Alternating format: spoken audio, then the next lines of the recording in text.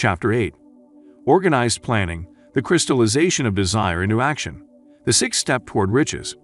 You have learned that everything we create or acquire begins in the form of desire. That desire is taken on the first lap of its journey, from the abstract to the concrete, into the workshop of the imagination, where plans for its transition are created and organized. In Chapter 3, you were instructed to take 6 definite, practical steps as your first move in translating the desire for money into its monetary equivalent. One of these steps is the formation of a definite, practical plan or plans through which this transformation may be made. You will now be instructed how to build plans which will be practical. A.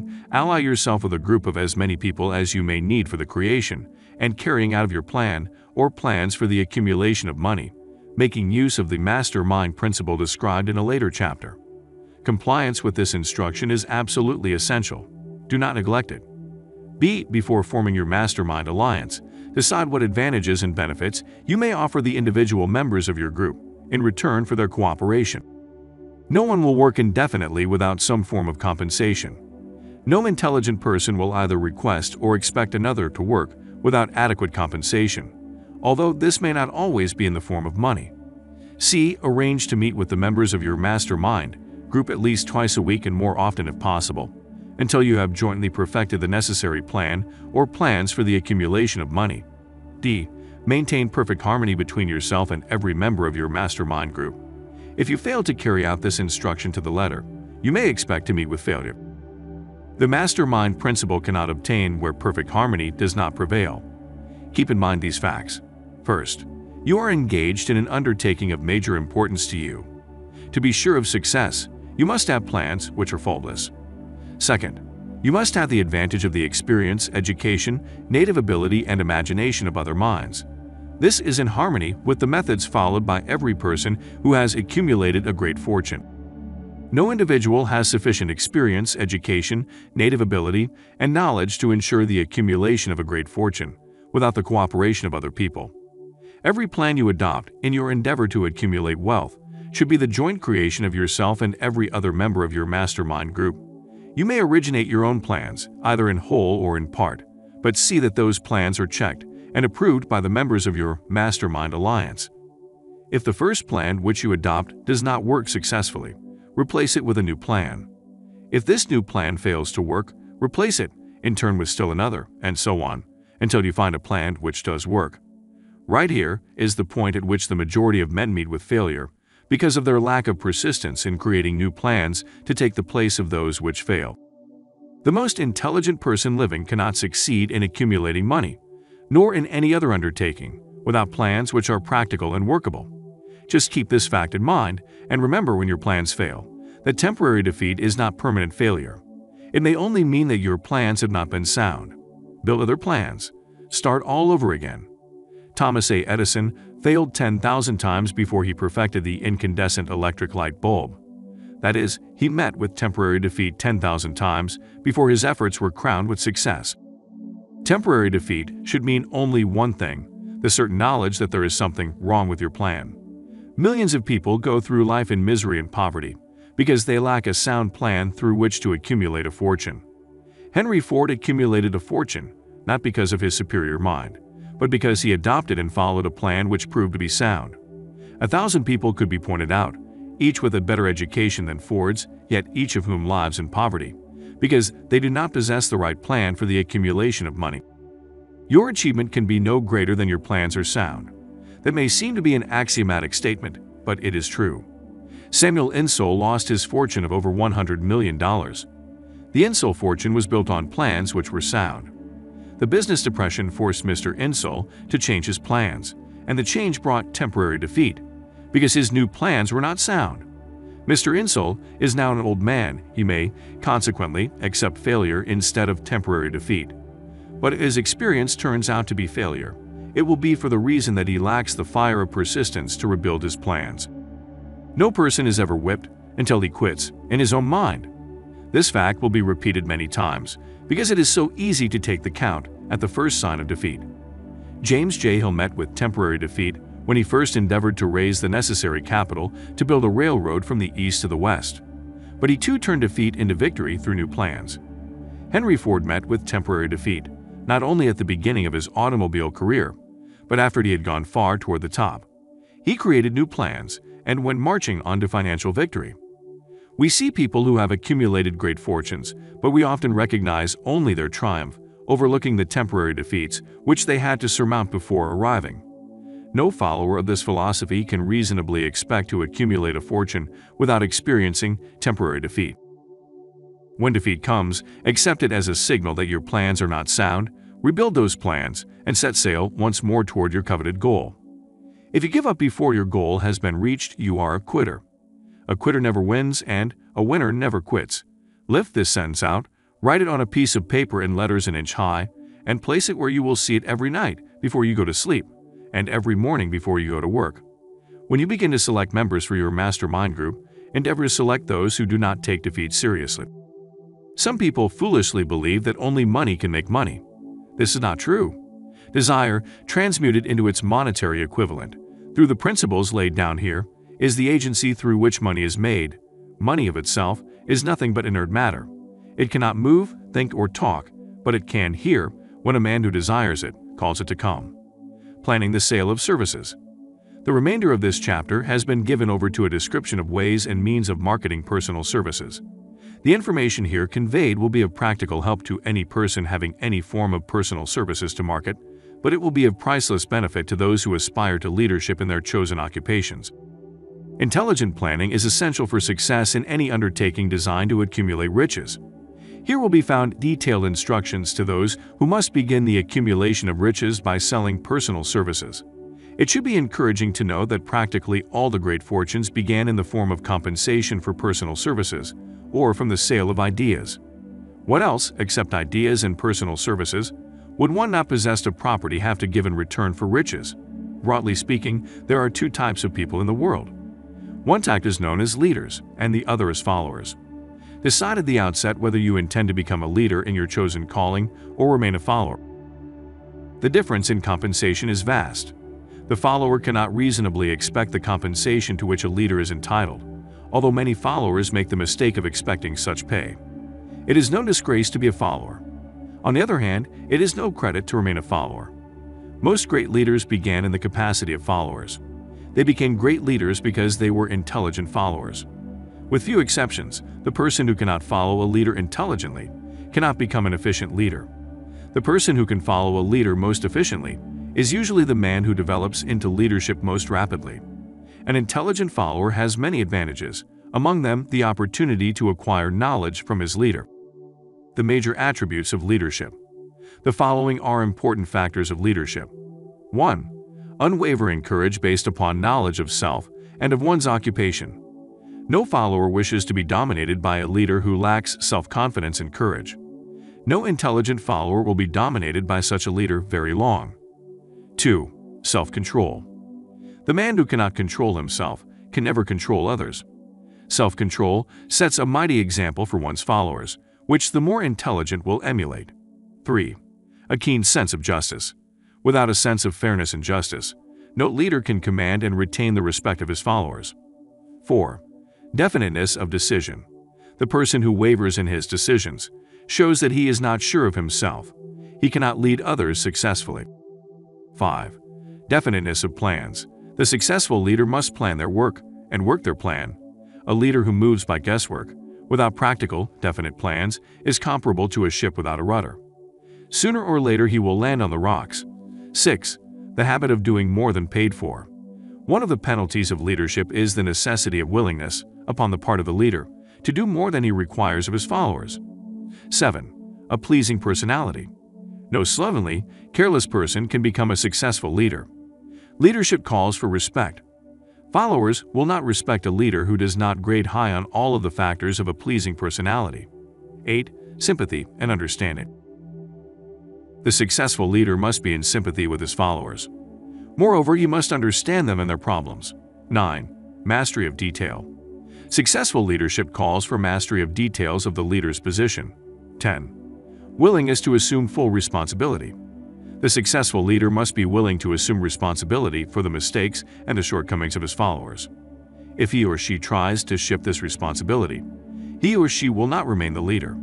If one of his or her followers makes a mistake, and shows himself incompetent, the leader must consider that it is he or she who failed. 11. Cooperation. The successful leader must understand and apply the principle of cooperative effort and be able to induce his followers to do the same.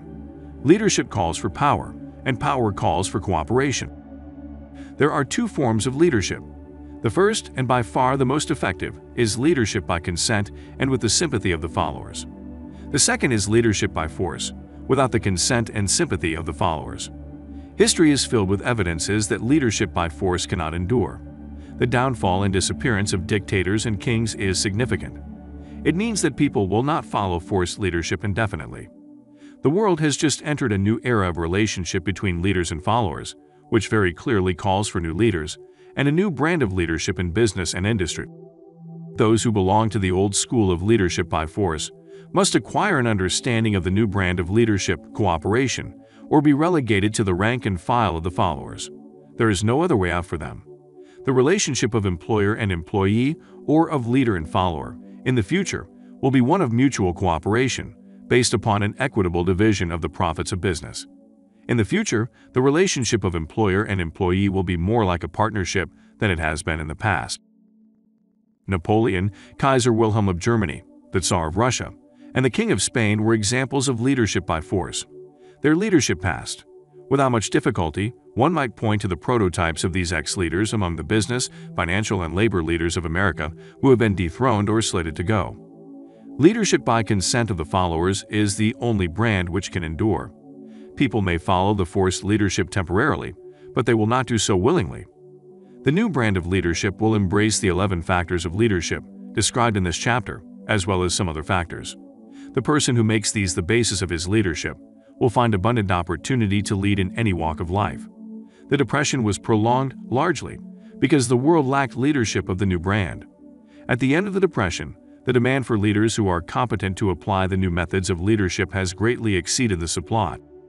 Some of the old type of leaders will reform and adapt themselves to the new brand of leadership, but generally speaking, the world will have to look for new timber for its leadership. This necessity may be your opportunity. The 10 major causes of failure in leadership. We come now to the major faults of leaders who fail, because it is just as essential to know what not to do as it is to know what to do. 1. Inability to organize details. Efficient leadership calls for ability to organize and to master details. No genuine leader is ever too busy to do anything which may be required of him or her as a leader.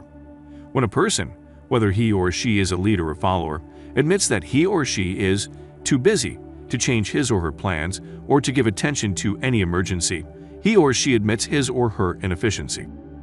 The successful leader must be the master of all details connected with his or her position.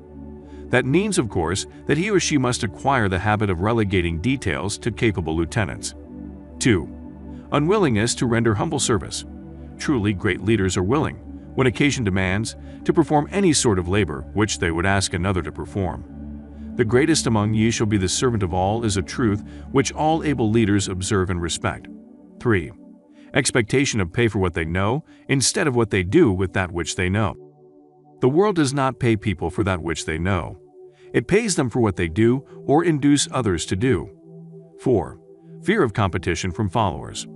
The leader who fears that one of his followers may take his or her position is practically sure to realize that fear sooner or later.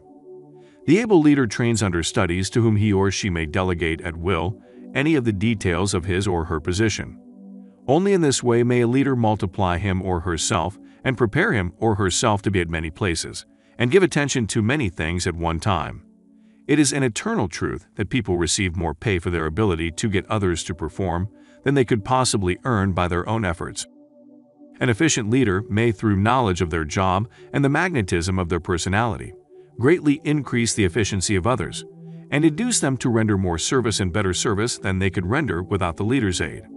5. Lack of imagination. Without imagination, the leader is incapable of meeting emergencies and of creating plans by which to guide their followers efficiently. 6. Selfishness. The leader who claims all the honor for the work of their followers is sure to be met by resentment. The really great leader claims none of the honors. He or she is contented to see the honors, when there are any, go to their followers, because he or she knows that most people will work harder for commendation and recognition than they will for money alone. 7. Intemperance. Followers do not respect an intemperate leader. Moreover, intemperance, in any of its various forms, destroys the endurance and the vitality of all who indulge in it.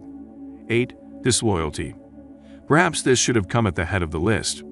The leader who is not loyal to his or her trust, and to his or her associates, those above him or her, and those below him or her, cannot long maintain his or her leadership. Disloyalty marks one as being less than the dust of the earth, and brings down on one's head the contempt he deserves. Lack of loyalty is one of the major causes of failure in every walk of life. 9. Emphasis of the authority of leadership. The efficient leader leads by encouraging and not by trying to instill fear in the hearts of his or her followers.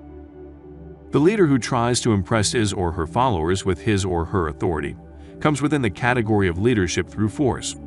If a leader is a real leader, he or she will have no need to advertise that fact except by his or her conduct, his or her sympathy, understanding, fairness, and a demonstration that he or she knows his or her job. 10. Emphasis of title. The competent leader requires no title to give him or her the respect of his or her followers. The person who makes too much over his or her title generally has little else to emphasize. The doors to the office of the real leader are open to all who wish to enter, and his or her working quarters are free from formality or ostentation.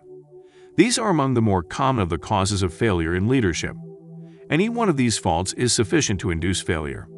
Study the list carefully if you aspire to leadership, and make sure that you are free of these faults. Some fertile fields in which new leadership will be required. Before leaving this chapter, your attention is called to a few of the fertile fields in which there has been a decline of leadership, and in which the new type of leader may find an abundance of opportunity. First, in the field of politics, there is a most insistent demand for new leaders, a demand which indicates nothing less than an emergency. The majority of politicians have, seemingly, become high-grade, legalized racketeers. They have increased taxes and debauched the machinery of industry and business until the people can no longer stand the burden. Second, the banking business is undergoing a reform. The leaders in this field have almost entirely lost the confidence of the public. Already the bankers have sensed the need of reform, and they have begun it. Third, industry calls for new leaders. The old type of leaders thought and moved in terms of dividends instead of thinking and moving in terms of human equations. The future leader in industry, to endure, must regard himself as a quasi-public official whose duty it is to manage his or her trust in such a way that it will work hardship on no individual or group of individuals. Exploitation of working people is a thing of the past. Let the person who aspires to leadership in the field of business, industry, and labor remember this. Fourth, the religious leader of the future will be forced to give more attention to the temporal needs of his or her followers in the solution of their economic and personal problems of the present, and less attention to the dead past and the yet unborn future. Fifth, in the professions of law, medicine, and education, a new brand of leadership, and to some extent, new leaders will become a necessity. This is especially true in the field of education. The leader in that field must, in the future, find ways and means of teaching people how to apply the knowledge they receive in school. He or she must deal more with practice and less with theory. Sixth, new leaders will be required in the field of journalism. Newspapers of the future, to be conducted successfully, must be divorced from special privilege and relieved from the subsidy of advertising. They must cease to be organs of propaganda for the interests which patronize their advertising columns. The type of newspaper which publishes scandal and lewd pictures will eventually go the way of all forces which debauch the human mind. These are but a few of the fields in which opportunities for new leaders and a new brand of leadership are now available. The world is undergoing a rapid change. This means that the media through which the changes in human habits are promoted must be adapted to the changes. The media here described are the ones which, more than any others, determine the trend of civilization. When and how to apply for a position. The information described here is the net result of many years of experience during which thousands of men and women were helped to market their services effectively. It can therefore be relied upon as sound and practical. Media through which services may be marketed. Experience has proved that the following media offer the most direct and effective methods of bringing the buyer and seller of personal services together. 1. Employment bureaus.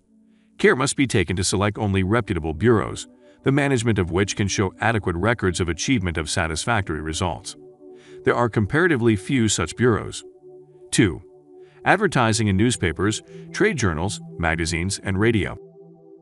Classified advertising may usually be relied upon to produce satisfactory results in the case of those who apply for clerical or ordinary salary positions. Display advertising is more desirable in the case of those who seek executive connections.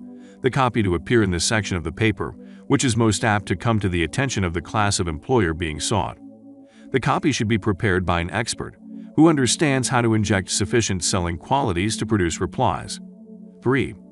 Personal letters of application, directed to particular firms or individuals most apt to need such services as are being offered.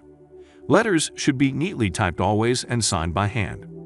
With the letter should be sent a complete brief or outline of the applicant's qualifications. Both the letter of application and the brief of experience or qualifications should be prepared by an expert. See instructions as to information to be supplied. 4. Application through personal acquaintances. When possible, the applicant should endeavor to approach prospective employers through some mutual acquaintance. This method of approach is particularly advantageous in the case of those who seek executive connections and do not wish to appear to be peddling themselves. 5. Application in person. In some instances, it may be more effective if the applicant offers personally his or her services to prospective employers, in which event a complete written statement of qualifications for the position should be presented, for the reason that prospective employers often wish to discuss with associates once recruited. Information to be supplied in a written brief.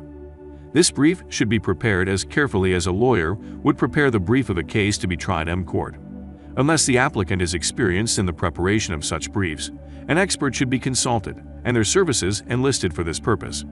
Successful merchants employed men and women who understand the art and the psychology of advertising to present the merits of their merchandise. One who has personal services for sale should do the same. The following information should appear in the brief. 1. Education. State briefly, but definitely, what schooling you have had and in what subjects you specialized in school, giving the reasons for that specialization. 2. Experience. If you have had experience in connection with positions similar to the one you seek, describe it fully, state names and addresses of former employers. Be sure to bring out clearly any special experience you may have had which would equip you to fill the position you seek. 3. References. Practically every business firm desires to know all about the previous records, antecedents, etc. of prospective employees who seek positions of responsibility. Attach to your brief photostatic copies of letters from A. Former employers. B. Teachers under whom you studied. C. Prominent people whose judgment may be relied upon. 4. Photograph of self. Attach to your brief a recent unmounted photograph of yourself. 5. Apply for a specific position. Avoid application for a position without describing exactly what particular position you seek. Never apply for just a position. That indicates you lack specialized qualifications. 6. State your qualifications for the particular position for which you apply. Give full details as to the reason you believe you are qualified for the particular position you seek. This is the application.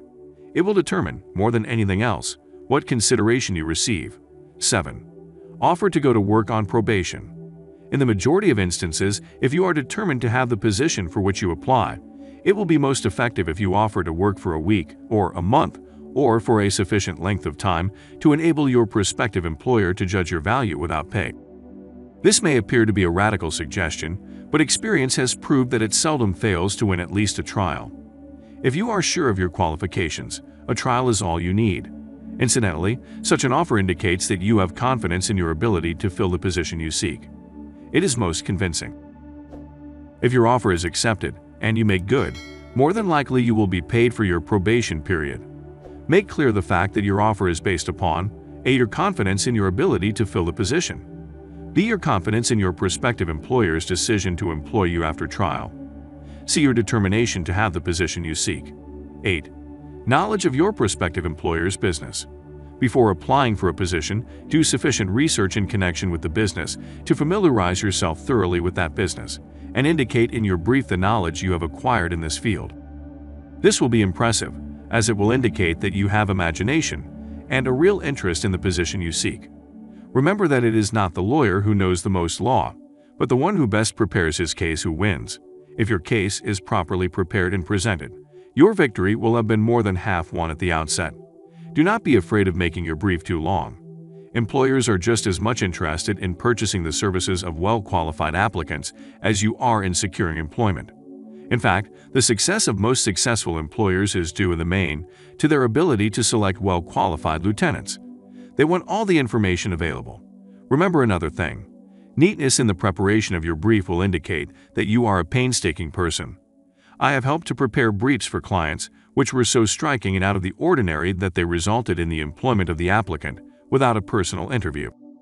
When your brief has been completed, have it neatly bound by an experienced binder and lettered by an artist or printer similar to the following. Brief of the qualifications of Robert K. Smith, applying for the position of private secretary to the president of the blank company, Incorporated. Change names each time brief is shown. This personal touch is sure to command attention. Have your brief neatly typed or mimeographed on the finest paper you can obtain and bound with a heavy paper of the book cover variety, the binder to be changed, and the proper firm name to be inserted if it is to be shown to more than one company. Your photograph should be pasted on one of the pages of your brief. Follow these instructions to the letter, improving upon them wherever your imagination suggests. Successful salesmen groom themselves with care. They understand that first impressions are lasting. Your brief is your salesman. Give it a good suit of clothes, so it will stand out in bold contrast to anything your prospective employer ever saw in the way of an application for a position. If the position you seek is worth having, it is worth going after with care.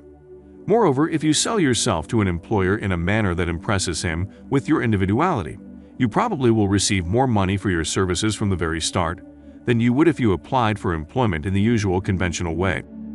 If you seek employment through an advertising agency or an employment agency, have the agent use copies of your brief in marketing your services. This will help to gain preference for you, both with the agent and the prospective employers. How to get the exact position you desire. Everyone enjoys doing the kind of work for which he or she is best suited. An artist loves to work with paints, a craftsman with his or her hands, a writer loves to write. Those with less definite talents have their preferences for certain fields of business and industry. If America does anything well, it offers a full range of occupations, tilling the soil, manufacturing, marketing, and the professions. First, decide exactly what kind of a job you want. If the job doesn't already exist, perhaps you can create it. Second, choose the company or individual for whom you wish to work. Third, study your prospective employer as to policies, personnel, and chances of advancement. Fourth, by analysis of yourself, your talents and capabilities, figure what you can offer and plan ways and means of giving advantages, services, developments, ideas that you believe you can successfully deliver. Fifth, forget about a job. Forget whether or not there is an opening. Forget the usual routine of, have you got a job for me? Concentrate on what you can give. Sixth, once you have your plan in mind, arrange with an experienced writer to put it on paper in neat form and in full detail. Seventh, submit it to the proper person with authority and he or she will do the rest. Every company is looking for people who can give something of value, whether it be ideas, services, or connections. Every company has room for the people who has a definite plan of action, which is to the advantage of that company. This line of procedure may take a few days or weeks of extra time, but the difference in income, in advancement, and in gaining recognition will save years of hard work at small pay. It has many advantages, the main one being that it will often save from 1 to 5 years of time in reaching a chosen goal. Every person who starts or gets in halfway up the ladder does so by deliberate and careful planning, excepting, of course, the boss son. The new way of marketing services jobs are now partnerships. Men and women who market their services to best advantage in the future must recognize the stupendous change which has taken place in connection with the relationship between employer and employee. In the future, the golden rule, and not the rule of gold, will be the dominating factor in the marketing of merchandise as well as personal services. The future relationship between employers and their employees will be more in the nature of a partnership consisting of A. the employer, B. the employee, C. the public they serve. This new way of marketing personal services is called new for many reasons. First, both the employer and the employee of the future will be considered as fellow employees whose business it will be to serve the public efficiently. In times past, employers and employees have bartered among themselves, driving the best bargains they could with one another, not considering that in the final analysis they were, in reality, bargaining at the expense of the third party, the public they served. The Depression served as a mighty protest from an injured public, whose rights had been trampled upon in every direction by those who were clamoring for individual advantages and profits. When the debris of the Depression shall have been cleared away, and business shall have been once again restored to balance, both employers and employees will recognize that they are no longer privileged to drive bargains at the expense of those whom they serve. The real employer of the future will be the public. This should be kept uppermost in mind by every person seeking to market personal services effectively. Nearly every railroad in America is in financial difficulty. Who does not remember the day when, if a citizen inquired at the ticket office the time of departure of a train, he or she was abruptly referred to the bulletin board instead of being politely given the information? The streetcar companies have experienced a change of times also. There was a time not so very long ago when streetcar conductors took pride in giving argument to passengers. Many of the streetcar tracks have been removed and passengers ride on a bus, whose driver is the last word in politeness. All over the country, streetcar tracks are rusting from abandonment or have been taken up. Wherever streetcars are still in operation, passengers may now ride without argument, and one may even hail the car in the middle of the block, and the motorman will obligingly pick him or her up. How times have changed. That is just the point I am trying to emphasize. Times have changed. Moreover, the change is reflected not merely in railroad offices and on streetcars, but in other walks of life as well. The public be damned policy is now passed. It has been supplanted by the "we are obligingly at your service, sir" policy. The bankers have learned a thing or two during this rapid change which has taken place during the past few years. Impoliteness on the part of a bank official or bank employee today is as rare as it was conspicuous a dozen years ago. In the years past, some bankers, not all of them of course, carried an atmosphere of austerity which gave every would-be borrower a chill when he even thought of approaching his banker for a loan. The thousands of bank failures during the Depression had the effect of removing the mahogany doors behind which bankers formerly barricaded themselves. They now sit at desks in the open, where they may be seen and approached at will by any depositor, or by anyone who wishes to see them, and the whole atmosphere of the bank is one of courtesy and understanding. It used to be customary for customers to have to stand and wait at the corner grocery until the clerks were through passing the time of day with friends and the proprietor had finished making up his bank deposit before being waited upon. Chain stores, managed by courteous people who do everything in the way of service, short of shining the customer's shoes, have pushed the old-time merchants into the background. Time marches on. Courtesy and service are the watchwords of merchandising today, and apply to the person who is marketing personal services even more directly than to the employer whom he serves, because in the final analysis, both the employer and his employee are employed by the public they serve. If they fail to serve well, they pay by the loss of their privilege of serving. We can all remember the time when the gas meter reader pounded on the door hard enough to break the panels. When the door was opened, he pushed his way in, uninvited, with a scowl on his face which plainly said, "What the hell did you keep me waiting for?" All that has undergone a change. The meter man now conducts himself as a gentleman who is delighted to be at your service, sir. Before the gas companies learned that their scowling meter men were accumulating liabilities never to be cleared away, the polite salesmen of oil burners came along and did a land office business. During the Depression, I spent several months in the anthracite coal region of Pennsylvania, studying conditions which all but destroyed the coal industry. Among several very significant discoveries was the fact that greed on the part of operators and their employees was the chief cause of the loss of business for the operators and loss of jobs for the miners. Through the pressure of a group of overzealous labor leaders representing the employees and the greed for profits on the part of the operators, the anthracite business suddenly dwindled. The coal operators and their employees drove sharp bargains with one another, adding the cost of the bargaining to the price of the coal, until finally they discovered they had built up a wonderful business for the manufacturers of oil-burning outfits and the producers of crude oil. The wages of sin is death. Many have read this in the Bible, but few have discovered its meaning. Now, and for several years, the entire world has been listening by force to a sermon which might well be called, "Whatsoever a man soweth, that shall he also reap." Nothing as widespread and effective as the Depression could possibly be just a coincidence. Behind the depression was a cause. Nothing ever happens without a cause. In the main, the cause of the depression is traceable directly to the worldwide habit of trying to reap without sowing. This should not be mistaken to mean that the depression represents a crop which the world is being forced to reap without having sown. The trouble is that the world sowed the wrong sort of seed. Any farmer knows he cannot sow the seed of thistles and reap a harvest of grain. Beginning at the outbreak of the World War, the people of the world began to sow the seed of service inadequate in both quality and quantity. Nearly everyone was engaged in the pastime of trying to get without giving. These illustrations are brought to the attention of those who have personal services to market to show that we are where we are and what we are because of our own conduct. If there is a principle of cause and effect which controls business, finance, and transportation, this same principle controls individuals and determines their economic status. What is your Qqs rating? The causes of success in marketing services effectively and permanently have been clearly described. Unless those causes are studied, analyzed, understood, and applied, nobody can market his services effectively and permanently. Every person must be his own salesman of personal services. The quality and the quantity of service rendered, and the spirit in which it is rendered, determine to a large extent the price and the duration of employment.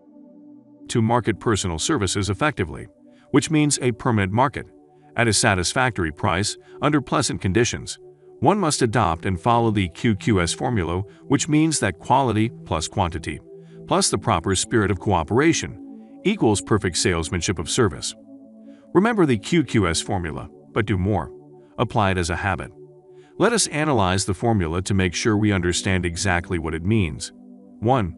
Quality of service shall be construed to mean the performance of every detail in connection with your position in the most efficient manner possible, with the object of greater efficiency always in mind. 2. Quantity of service shall be understood to mean the habit of rendering all the service of which you are capable at all times, with the purpose of increasing the amount of service rendered as greater skill is developed through practice and experience. Emphasis is again placed on the word habit. 3.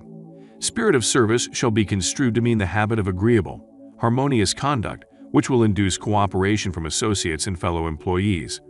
Adequacy of quality and quantity of service is not sufficient to maintain a permanent market for your services. The conduct, or the spirit in which you deliver service, is a strong determining factor in connection with both the price you receive and the duration of employment. Andrew Carnegie stressed this point more than others in connection with his description of the factors which lead to success in the marketing of personal services. He emphasized again and again the necessity for harmonious conduct. He stressed the fact that he would not retain anyone, no matter how great a quantity or how efficient the quality of his work, unless he or she worked in a spirit of harmony. Mr. Carnegie insisted upon people being agreeable. To prove that he placed a high value upon this quality, he permitted many people who conformed to his standards to become very wealthy. Those who did not conform had to make room for others. The importance of a pleasing personality has been stressed, because it is a factor which enables one to render service in the proper spirit. If one has a personality which pleases and renders service in a spirit of harmony, these assets often make up for deficiencies in both the quality and the quantity of service one renders. Nothing, however, can be successfully substituted for pleasing conduct. The capital value of your services. The person whose income is derived entirely from the sale of personal services is no less a merchant than the person who sells commodities, and it might well be added, such a person is subject to exactly the same rules of conduct as the merchant who sells merchandise. This has been emphasized because the majority of people who live by the sale of personal services make the mistake of considering themselves free from the rules of conduct and the responsibilities attached to those who are engaged in marketing commodities.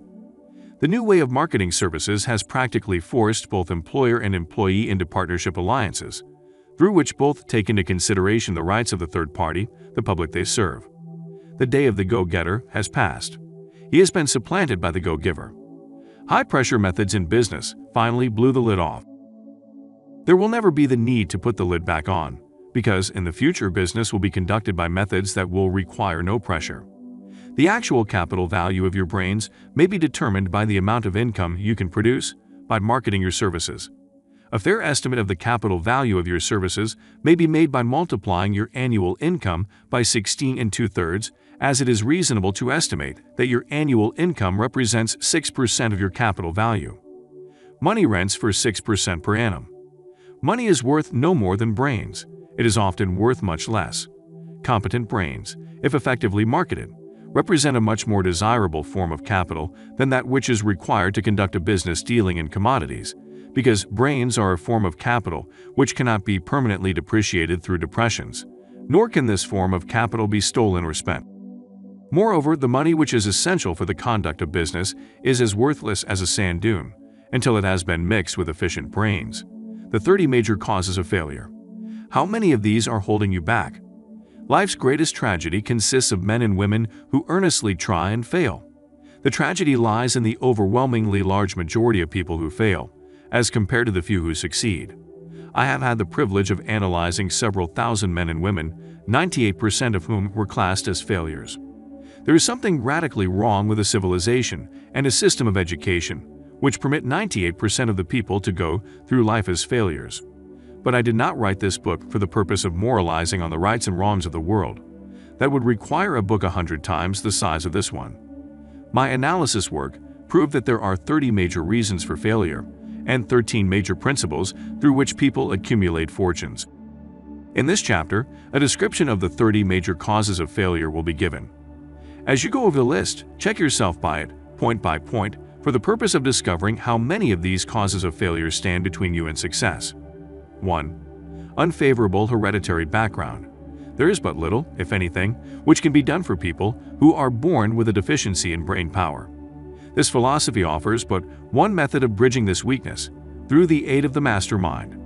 Observe with profit, however, that this is the only one of the 30 causes of failure which may not be easily corrected by any individual. 2.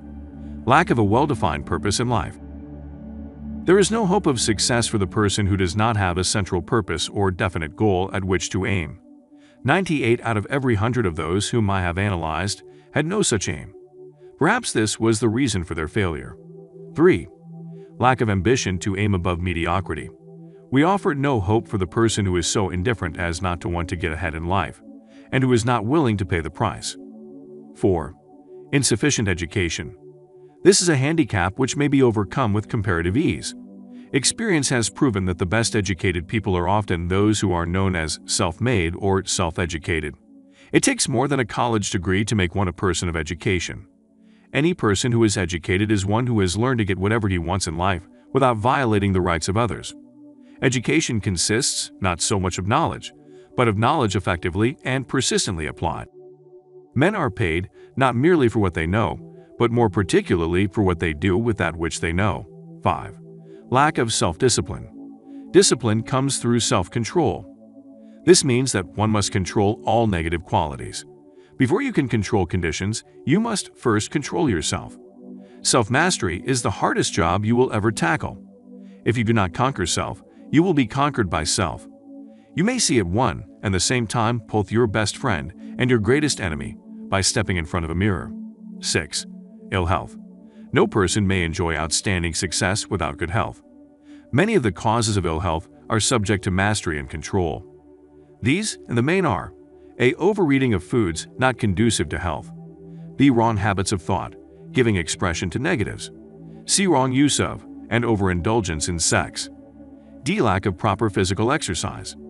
E. An inadequate supply of fresh air due to improper breathing. 7. Unfavorable environmental influences during childhood. As the twig is bent, so shall the tree grow. Most people who have criminal tendencies acquire them as the result of bad environment and improper associates during childhood. 8. Procrastination. This is one of the most common causes of failure. Old man procrastination stands within the shadow of every human being, waiting his opportunity to spoil one's chances of success. Most of us go through life as failures because we are waiting for the time to be right to start doing something worthwhile. Do not wait. The time will never be just right.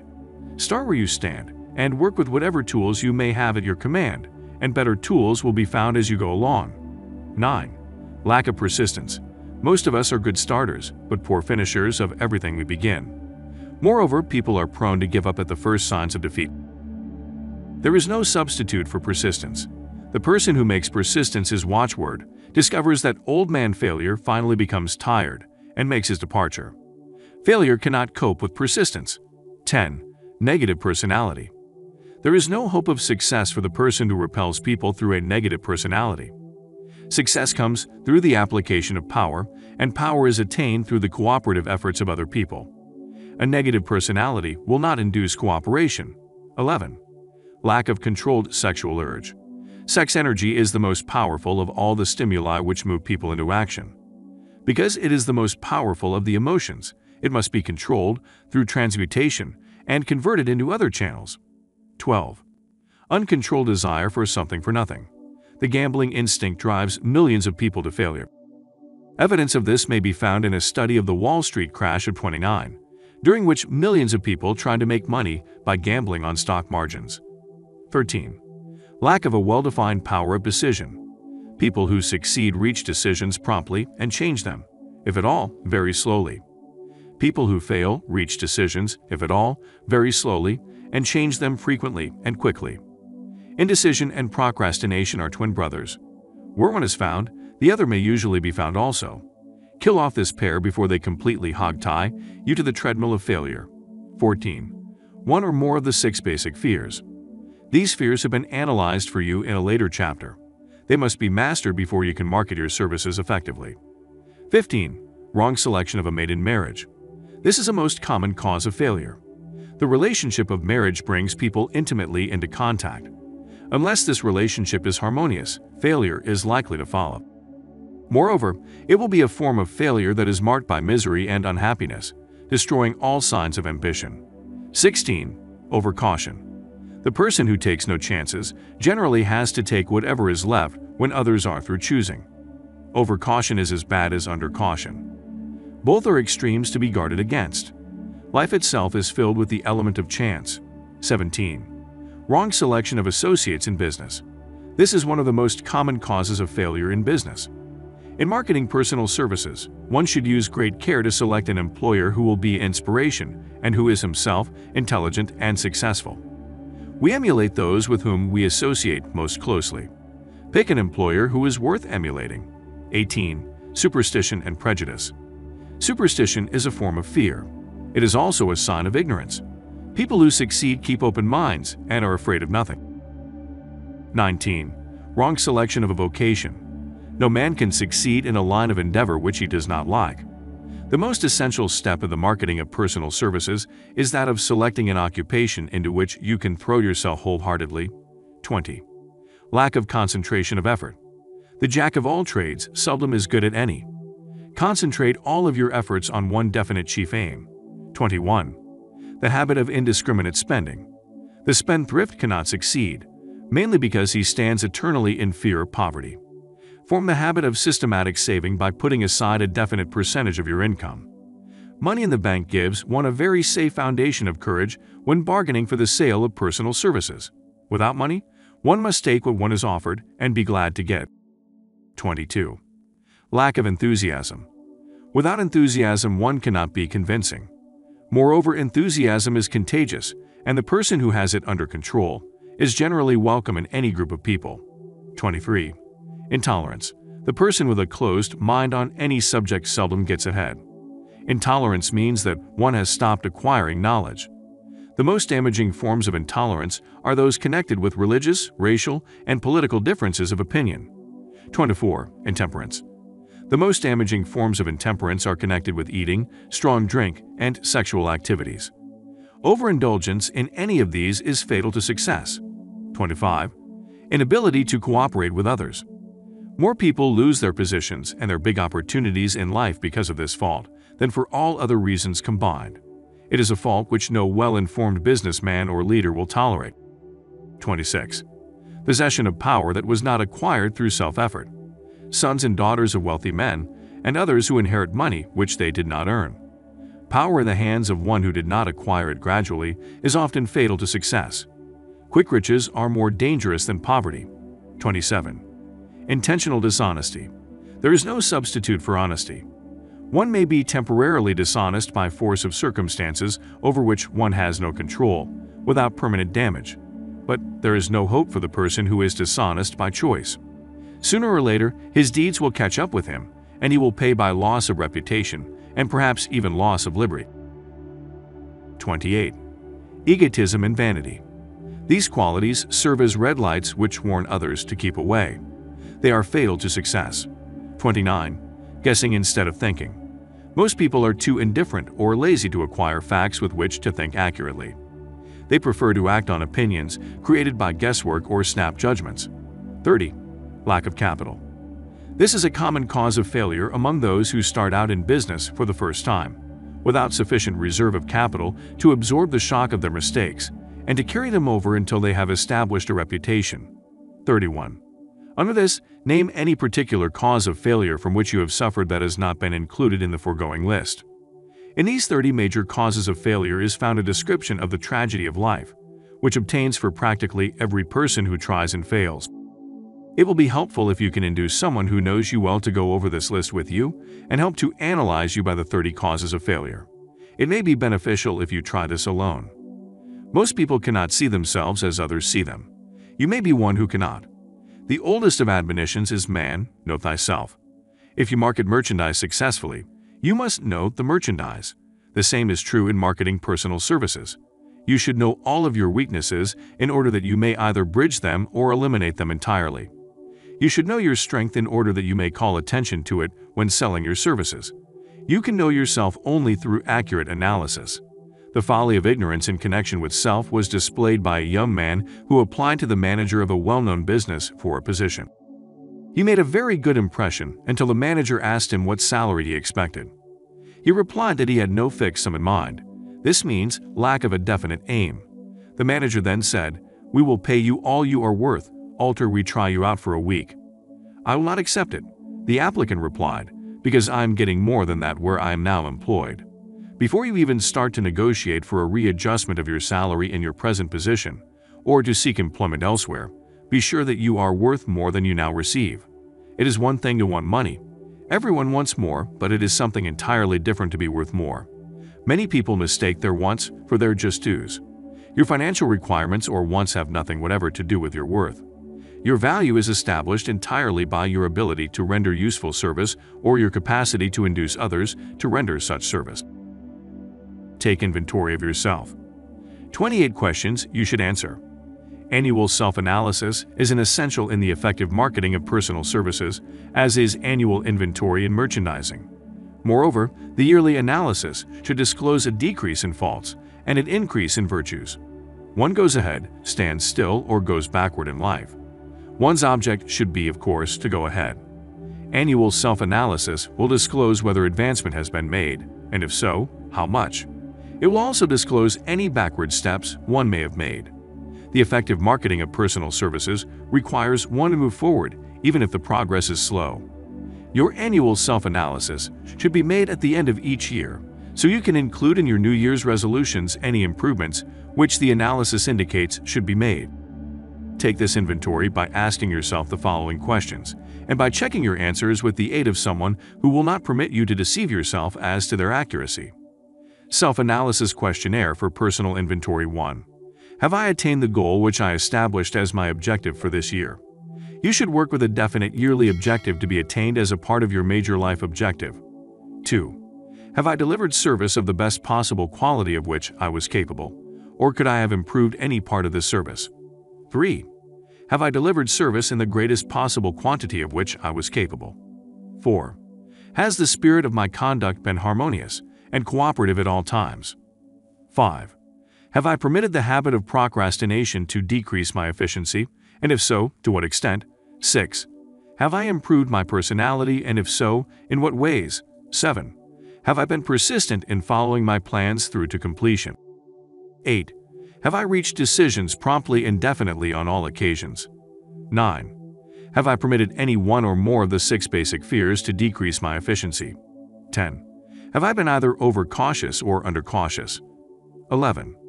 Has my relationship with my associates in work been pleasant or unpleasant? If it has been unpleasant, has the fault been partly or wholly mine? 12. Have I dissipated any of my energy through lack of concentration of effort? 13. Have I been open-minded and tolerant in connection with all subjects? 14. In what way have I improved my ability to render service? 15. Have I been intemperate in any of my habits? 16. Have I expressed, either openly or secretly, any form of egotism. 17. Has my conduct toward my associates been such that it has induced them to respect me? 18. Have my opinions and decisions been based upon guesswork or accuracy of analysis and thought?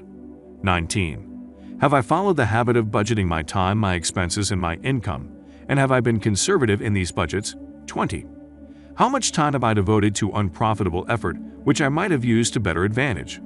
21. How may I rebudget my time and change my habits so I will be more efficient during the coming year? 22. Have I been guilty of any conduct which was not approved by my conscience? 23. In what ways have I rendered more service and better service than I was paid to render? 24. Have I been unfair to anyone, and if so, in what way? 25. If I had been the purchaser of my own services for the year, would I be satisfied with my purchase? 26. Am I in the right vocation, and if not, why not? 27. Has the purchaser of my services been satisfied with the service I have rendered, and if not, why not? 28. What is my present rating on the fundamental principles of success? Make this rating fairly and frankly, and have it checked by someone who is courageous enough to do it accurately. Having read and assimilated the information conveyed through this chapter, you are now ready to create a practical plan for marketing your personal services. In this chapter will be found an adequate description of every principle essential in planning the sale of personal services, including the major attributes of leadership, the most common causes of failure in leadership, a description of the fields of opportunity for leadership, the main causes of failure in all walks of life, and the important questions which should be used in self-analysis. This extensive and detailed presentation of accurate information has been included because it will be needed by all who must begin the accumulation of riches by marketing personal services. Those who have lost their fortunes and those who are just beginning to earn money have nothing but personal services to offer in return for riches. Therefore, it is essential that they have available the practical information needed to market services to best advantage. The information contained in this chapter will be of great value to all who aspire to attain leadership in any calling. It will be particularly helpful to those aiming to market their services as business or industrial executives. Complete assimilation and understanding of the information here conveyed will be helpful in marketing one's own services, and it will also help one to become more analytical and capable of judging people. The information will be priceless to personnel directors, employment managers, and other executives charged with the selection of employees and the maintenance of efficient organizations. If you got this statement, test its soundness by answering and writing the 28 self-analysis questions. That might be both interesting and profitable, even though you do not doubt the soundness of the statement. Where and how one may find opportunities to accumulate riches. Now that we have analyzed the principles by which riches may be accumulated, we naturally ask, where may one find favorable opportunities to apply these principles? Very well, let us take inventory and see what the United States of America offer the person seeking riches, great or small. To begin with, let us remember, all of us, that we live in a country where every law-abiding citizen enjoys freedom of thought and freedom of deed unequaled anywhere in the world. Most of us have never taken inventory of the advantages of this freedom. We have never compared our unlimited freedom with the curtailed freedom in other countries. Here we have freedom of thought, freedom in the choice and enjoyment of education, freedom in religion, freedom in politics, freedom in the choice of a business, profession, or occupation, freedom to accumulate and own without molestation, all the property we can accumulate, freedom to choose our place of residence, freedom in marriage, freedom through equal opportunity to all races, freedom of travel from one state to another, freedom in our choice of foods, and freedom to aim for any station in life for which we have prepared ourselves, even for the presidency of the United States. We have other forms of freedom, but this list will give a bird's eye view of the most important, which constitute opportunity of the highest order. This advantage of freedom is all the more conspicuous because the United States is the only country guaranteeing to every citizen, whether native-born or naturalized, so broad and varied a list of freedom. Next, let us recount some of the blessings which our widespread freedom has placed within our hands. Take the average American family, for example, meaning the family of average income, and sum up the benefits available to every member of the family in this land of opportunity and plenty. A. Food. Next to freedom of thought and deed comes food, clothing, and shelter, the three basic necessities of life. Because of our universal freedom the average American family has available, At its very door, the choicest selection of food to be found anywhere in the world, and at prices within its financial range. A family of two, living in the heart of Times Square district of New York City, far removed from the source of production of foods, took careful inventory of the cost of a simple breakfast, with this astonishing result: articles of food. Cost at the breakfast table: grapefruit juice from Florida, 2 rippled wheat breakfast food, Kansas Farm, 2 tea from China, 2 bananas from South America, 2½ toasted bread from Kansas Farm, 1 fresh country eggs from Utah, 7 sugar from Cuba or Utah, half butter and cream from New England, 3 grand total, 20. It is not very difficult to obtain food in a country where 2 people can have breakfast consisting of all they want or need for a dime apiece. Observe that this simple breakfast was gathered, by some strange form of magic, from China, South America, Utah, Kansas, and the New England states, and delivered on the breakfast table, ready for consumption, in the very heart of the most crowded city in America, at a cost well within the means of the most humble laborer. The cost included all federal, state, and city taxes. Here is a fact the politicians did not mention when they were crying out to the voters to throw their opponents out of office because the people were being taxed to death. Be shelter. This family lives in a comfortable apartment heated by steam, lighted with electricity, with gas for cooking, all for $65 a month. In a smaller city or a more sparsely settled part of New York City, the same apartment could be had for as low as $20 a month. The toast they had for breakfast in the food estimate was toasted on an electric toaster, which cost but a few dollars. The apartment is cleaned with a vacuum sweeper that is run by electricity. Hot and cold water is available at all times in the kitchen and the bathroom. The food is kept cool in a refrigerator that is run by electricity. The wife curls her hair, washes her clothes and irons them with easily operated electrical equipment on power obtained by sticking a plug in the wall. The husband shaves with an electric shaver, and they receive entertainment from all over the world 24 hours a day, if they want it, without cost, by merely turning the dial of their radio. There are other conveniences in this apartment, but the foregoing list will give a fair idea of some of the concrete evidences of the freedom we of America enjoy. And this is neither political nor economic propaganda. See clothing. Anywhere in the United States, the woman of average clothing requirements can dress very comfortably and neatly for less than $200 a year, and the average man can dress for the same or less. Only the 3 basic necessities of food, clothing, and shelter have been mentioned. The average American citizen has other privileges and advantages available in return for modest effort, not exceeding 8 hours per day of labor. Among these is the privilege of automobile transportation, with which one can go and come at will, at very small cost.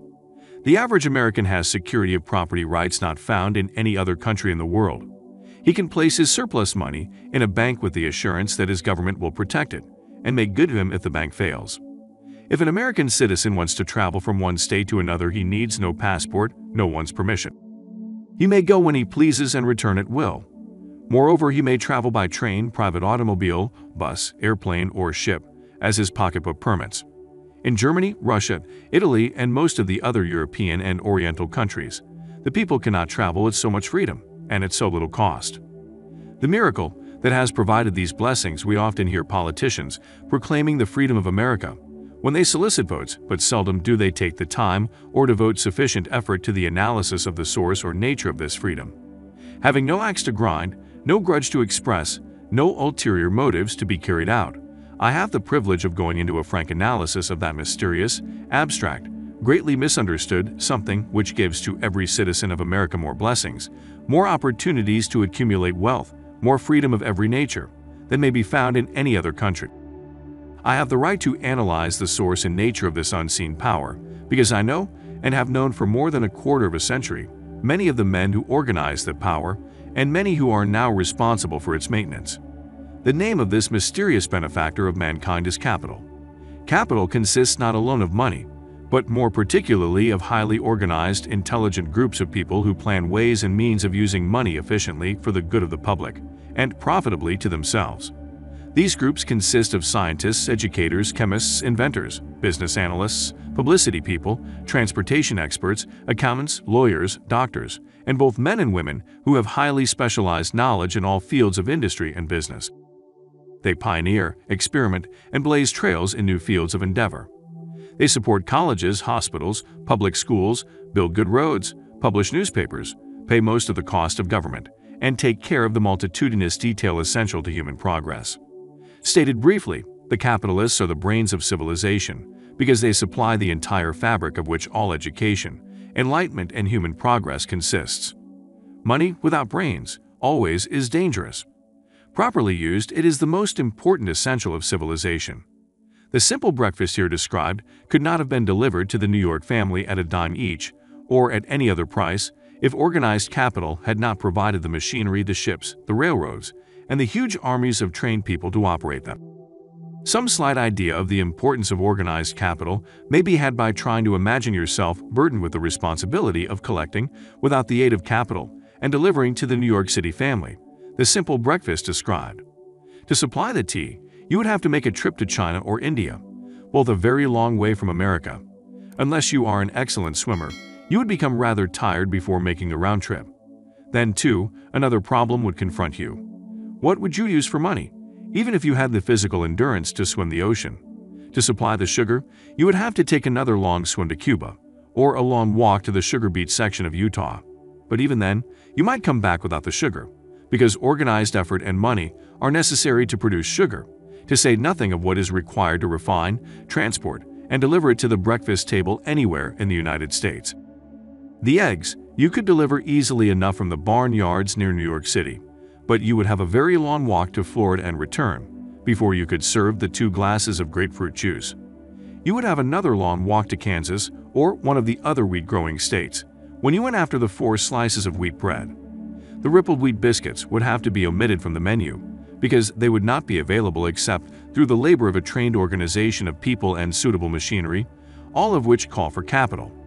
While resting, you could take off for another little swim down to South America, where you would pick up a couple of bananas, and on your return, you could take a short walk to the nearest farm, having a dairy, and pick up some butter and cream.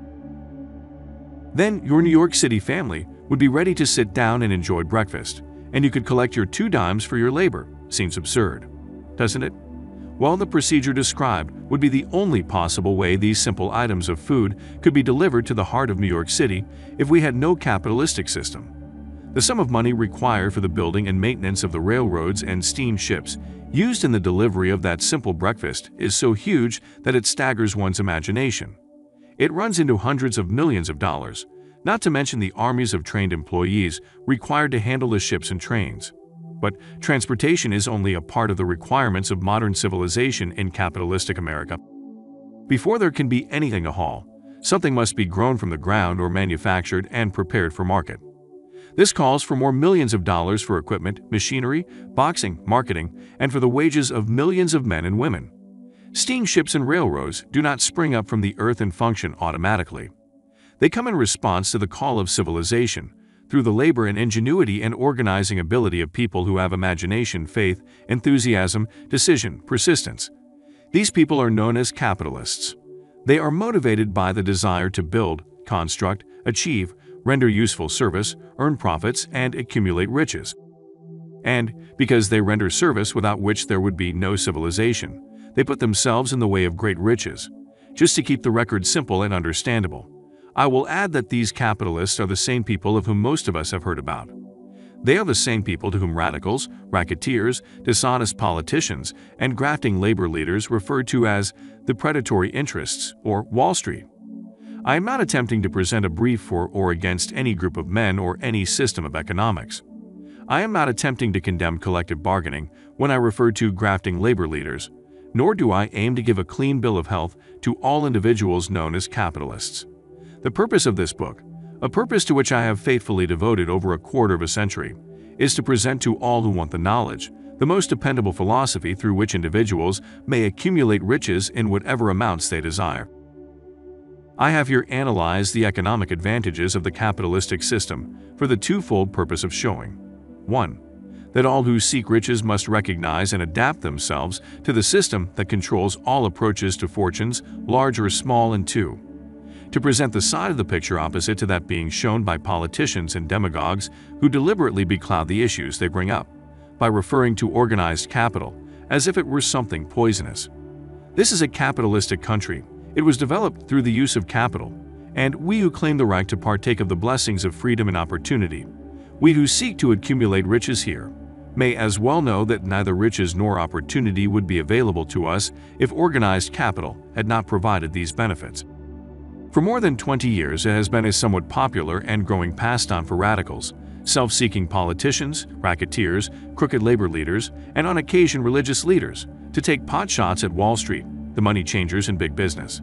The practice became so general that we witnessed during the business depression the unbelievable sight of high government officials lining up with the cheap politicians and labor leaders, with the openly avowed purpose of throttling the system, which has made industrial America the richest country on earth.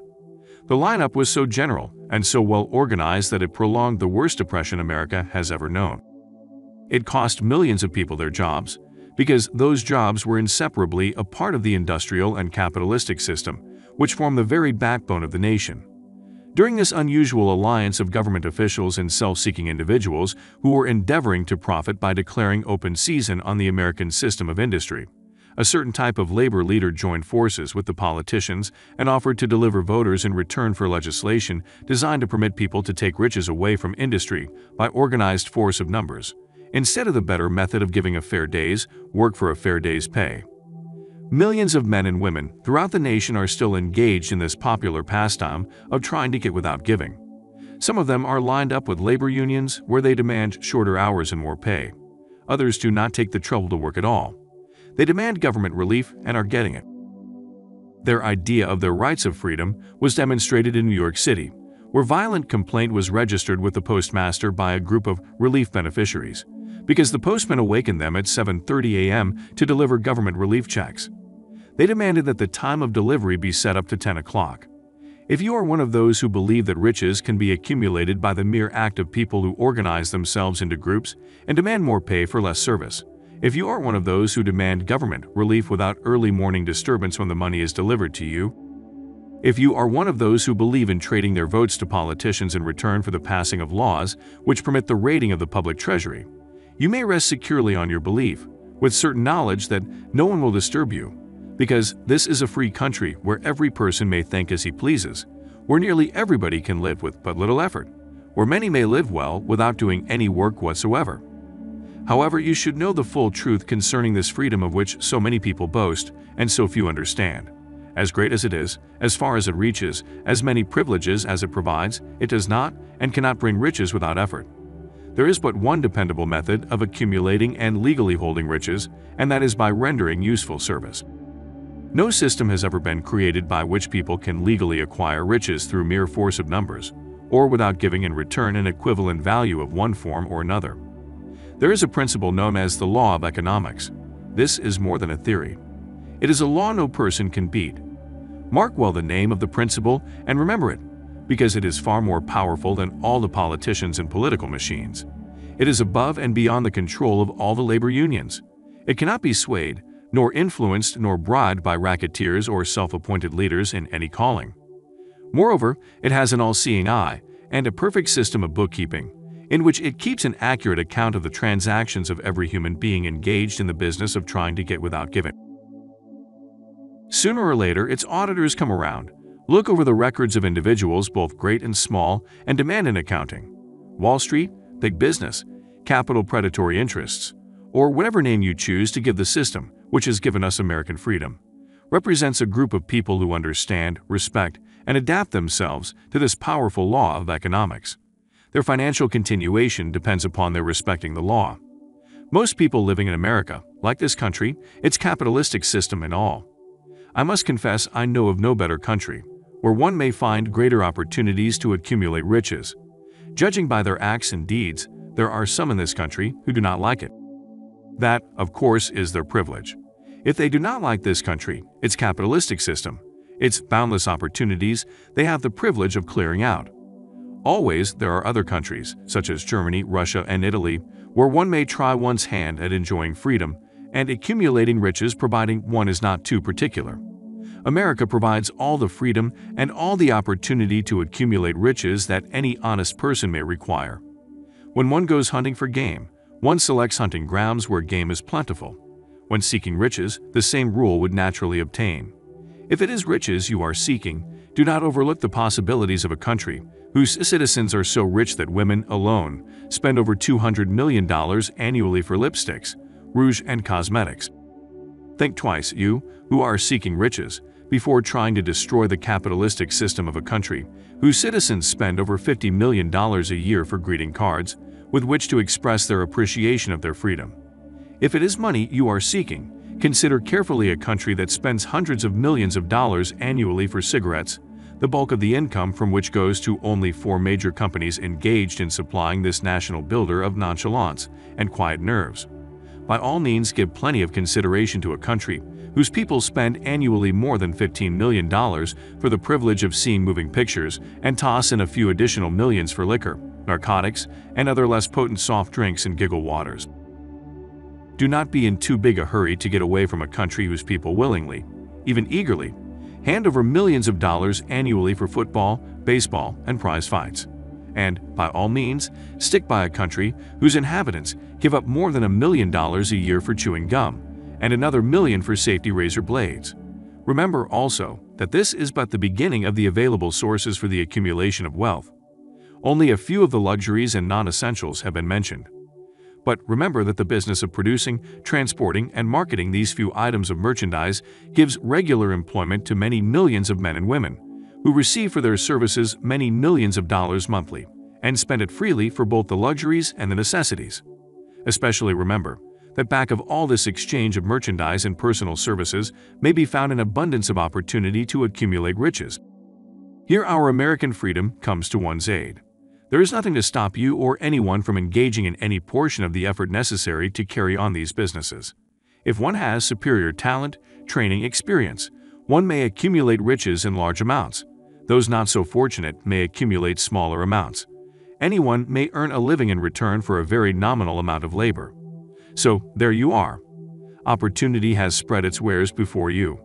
Step up to the front, select what you want, create your plan, put the plan into action, and follow through with persistence. Capitalistic America will do the rest. You can depend upon this much. Capitalistic America ensures every person the opportunity to render useful service, and to collect riches in proportion to the value of the service.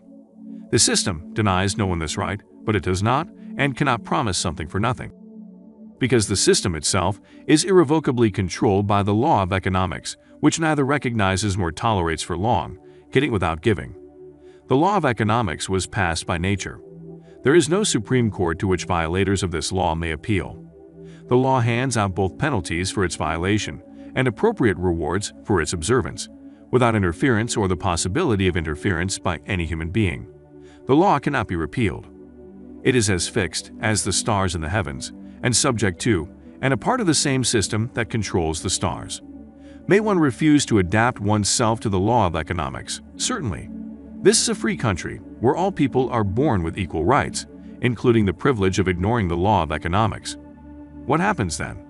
Well, nothing happens until large numbers of men join forces for the avowed purpose of ignoring the law and taking what they want by force. Then comes the dictator with well-organized firing squads and machine guns. We have not yet reached that stage in America, but we have heard all we want to know about how the system works. Perhaps we would be fortunate enough not to demand personal knowledge of so gruesome a reality. Doubtless, we shall prefer to continue with our freedom of speech, freedom of deed, and freedom to render useful service in return for riches. The practice, by government officials, of extending to men and women the privilege of raiding the public treasury in return for votes, sometimes results in election, but as night follows day, the final payoff comes, when every penny wrongfully used must be repaid with compound interest on compound interest. If those who make the grab are not forced to repay, the burden falls on their children, and their children's children, even under the third and fourth generations. There is no way to avoid the debt. People can, and sometimes do, form themselves into groups for the purpose of crowding wages up and working hours down. There is a point beyond which they cannot go. It is the point at which the law of economics steps in, and the sheriff gets both the employer and the employees. For 6 years, from 1929 to 1935, the people of America, both rich and poor, barely missed seeing the old man economics hand over to the sheriff all the businesses and industries and banks. It was not a pretty sight. It did not increase our respect for mob psychology, through which men cast reason to the winds and start trying to get without giving. We went through those 6 discouraging years, when fear was in the saddle and faith was on the ground. Cannot forget how ruthlessly the law of economics exacted its toll on both rich and poor, weak and strong, old and young. We shall not wish to go through another such experience. These observations are not founded upon short-time experience. They are the result of 25 years of careful analysis of the methods of both the most successful and the most unsuccessful people America has known. Chapter 9. Decision: The Mastery of Procrastination. The 7th Step Toward Riches. Accurate analysis of over 25,000 men and women who had experienced failure disclosed the fact that lack of decision was near the head of the list of the 30 major causes of failure. This is no mere statement of a theory. It is a fact. Procrastination, the opposite of decision, is a common enemy which practically everyone must conquer. You will have an opportunity to test your capacity to reach quick and definite decisions when you finish reading this book and are ready to begin putting into action the principles which it describes. Analysis of several hundred people who had accumulated fortunes well beyond the $1 million mark disclosed the fact that every one of them had the habit of reaching decisions promptly and of changing these decisions slowly if and when they were changed. People who fail to accumulate money, without exception, have the habit of reaching decisions, if at all, very slowly, and of changing these decisions quickly and often. One of Henry Ford's most outstanding qualities is his habit of reaching decisions quickly and definitely, and changing them slowly. This quality is so pronounced in Mr. Ford that it has given him the reputation of being obstinate. It was this quality which prompted Mr. Ford to continue to manufacture his famous Model T, the world's ugliest car, when all of his advisors and many of the purchasers of the car were urging him to change it. Perhaps Mr. Ford delayed too long in making the change, but the other side of the story is that Mr. Ford's firmness of decision yielded a huge fortune before the change in model became necessary. There is but little doubt that Mr. Ford's habit of definiteness of decision assumes the proportion of obstinacy, but this quality is preferable to slowness in reaching decisions and quickness in changing them. The majority of people who fail to accumulate money sufficient for their needs are generally easily influenced by the opinions of others. They permit the newspapers and the gossiping neighbors to do their thinking for them. Opinions are the cheapest commodities on earth. Everyone has a flock of opinions ready to be wished upon anyone who will accept them. If you are influenced by opinions when you reach decisions, you will not succeed in any undertaking, much less in that of transmuting your own desire into money. If you are influenced by the opinions of others, you will have no desire of your own. Keep your own counsel when you begin to put into practice the principles described here, by reaching your own decisions and following them. Take no one into your confidence except the members of your mastermind group, and be very sure in your selection of this group that you choose only those who will be in complete sympathy and harmony with your purpose. Close friends and relatives, while not meaning to do so, often handicap one through opinions, and sometimes through ridicule, which is meant to be humorous. Thousands of men and women carry inferiority complexes with them all through life, because some well-meaning but ignorant person destroyed their confidence through opinions or ridicule. You have a brain and mind of your own. Use it and reach your own decisions. If you need facts or information from other people to enable you to reach decisions, as you probably will in many instances, acquire these facts or secure the information you need quietly, without disclosing your purpose. It is characteristic of people who have but a smattering or a veneer of knowledge to try to give the impression that they have much knowledge. Such people generally do too much talking and too little listening. Keep your eyes and ears wide open and your mouth closed if you wish to acquire the habit of prompt decision. Those who talk too much do little else.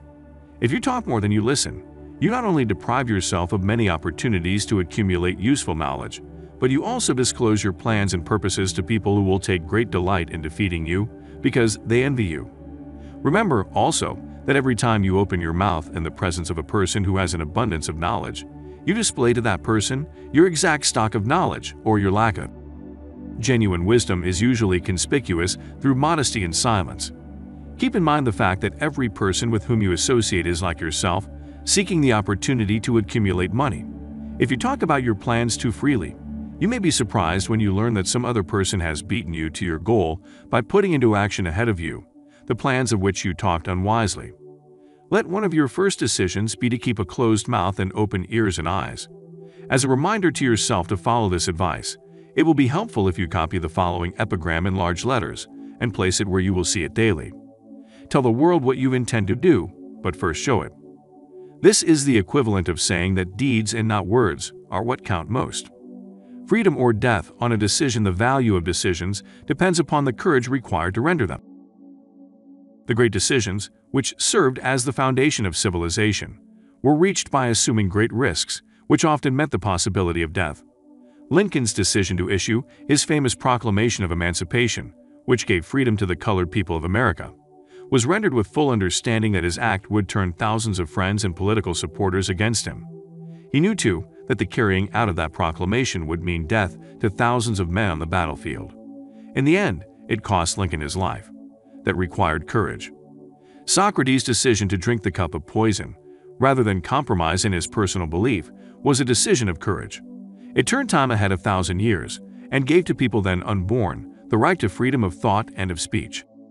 The decision of General Robert E. Lee, when he came to the parting of the way with the Union and took up the cause of the South, was a decision of courage, for he well knew that it might cost him his own life, that it would surely cost the lives of others. But the greatest decision of all time, as far as any American citizen is concerned, was reached in Philadelphia, July 4, 1776, when 56 men signed their names to a document, which they well knew would bring freedom to all Americans, or leave every one of the 56 hanging from a gallows. You have heard of this famous document, but you may not have drawn from it the great lesson in personal achievement it so plainly taught. We all remember the date of this momentous decision, but few of us realize what courage that decision required. We remember our history as it was taught. We remember dates and the names of the men who fought. We remember Valley Forge and Yorktown. We remember George Washington and Lord Cornwallis. But we know little of the real forces back of these names, dates, and places. We know still less of that intangible power, which ensured us freedom long before Washington's armies reached Yorktown. We read the history of the Revolution and falsely imagine that George Washington was the father of our country, that it was he who won our freedom, while the truth is, Washington was only an accessory after the fact, because victory for his armies had been ensured long before Lord Cornwallis surrendered. This is not intended to rob Washington of any of the glory he so richly merited. Its purpose, rather, is to give greater attention to the astounding power that was the real cause of his victory.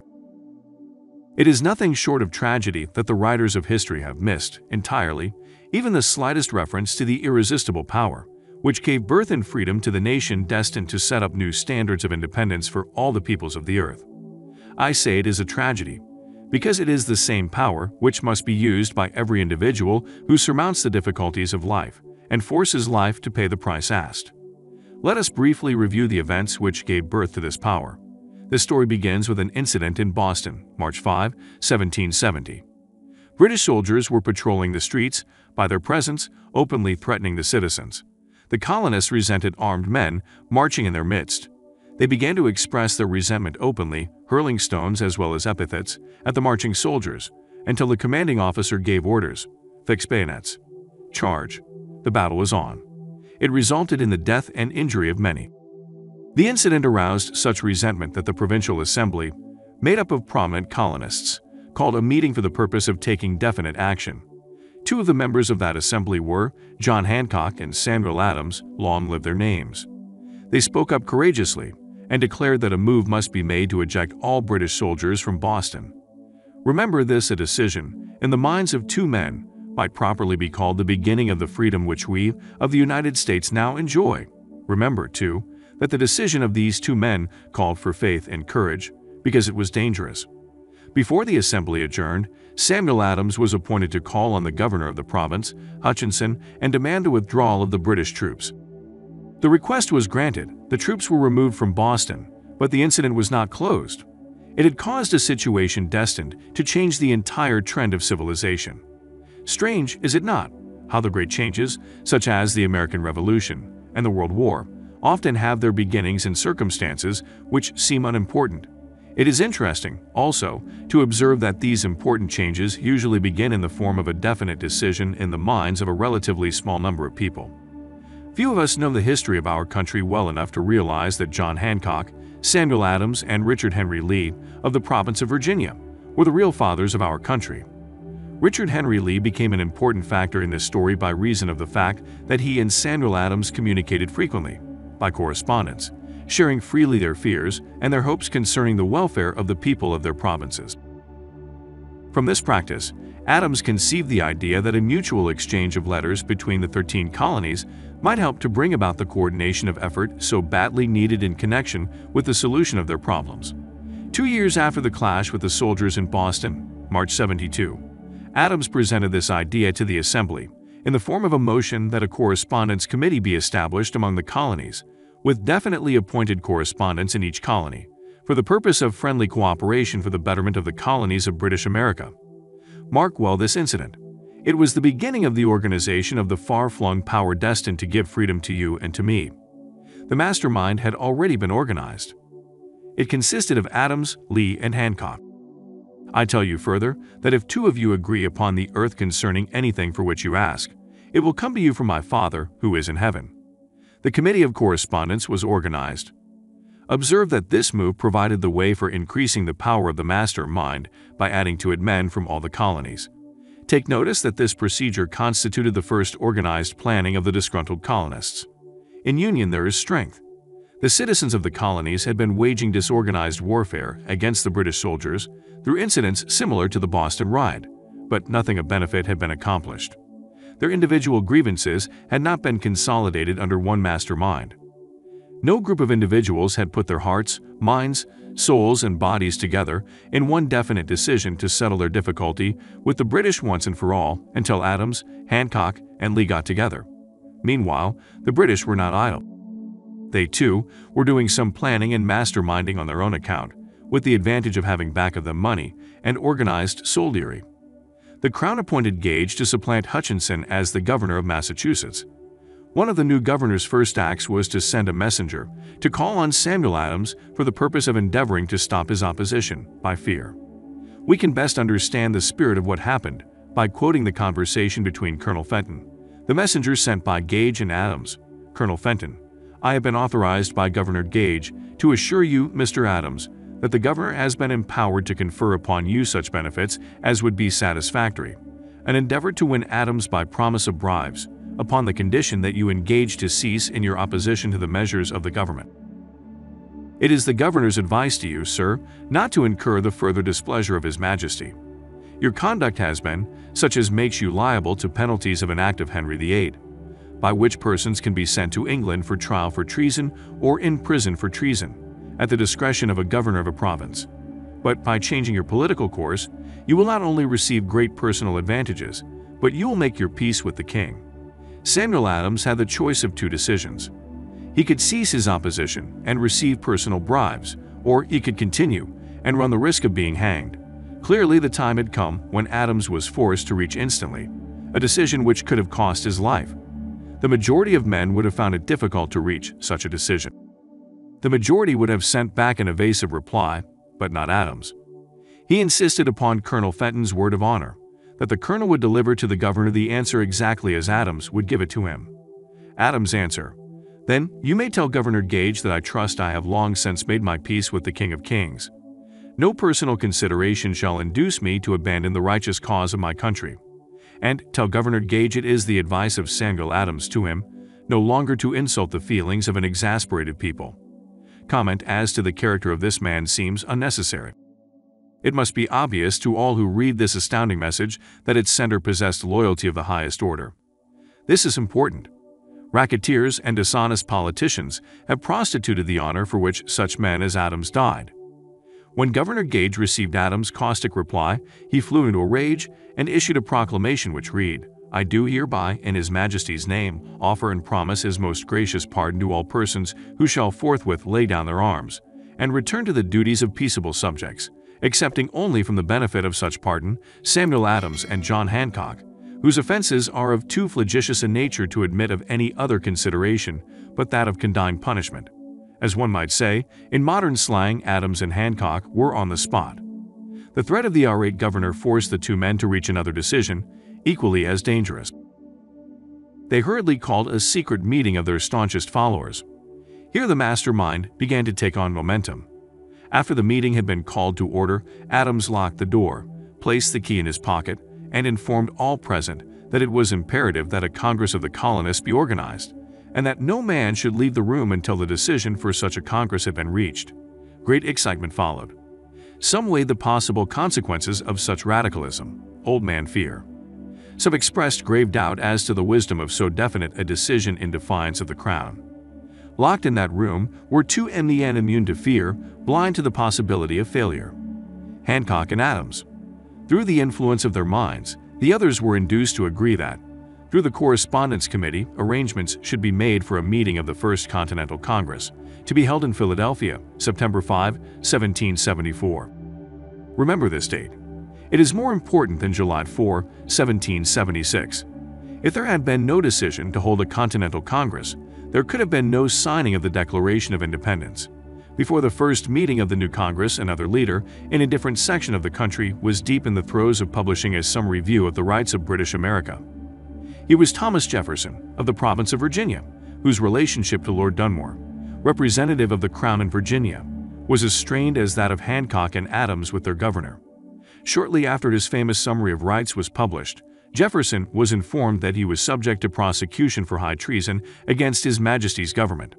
Inspired by the threat, one of Jefferson's colleagues, Patrick Henry, boldly spoke his mind, concluding his remarks with a sentence which shall remain forever a classic: "If this be treason, then make the most of it."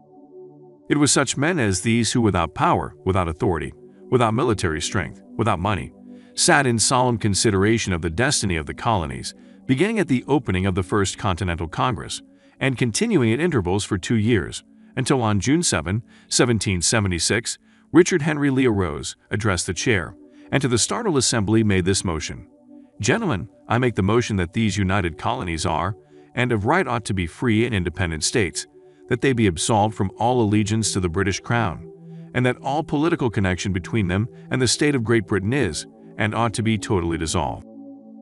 Lee's astounding motion was discussed fervently, and at such length that he began to lose patience. Finally, after days of argument, he again took the floor and declared in a clear, firm voice, "Mr. President, we have discussed this issue for days.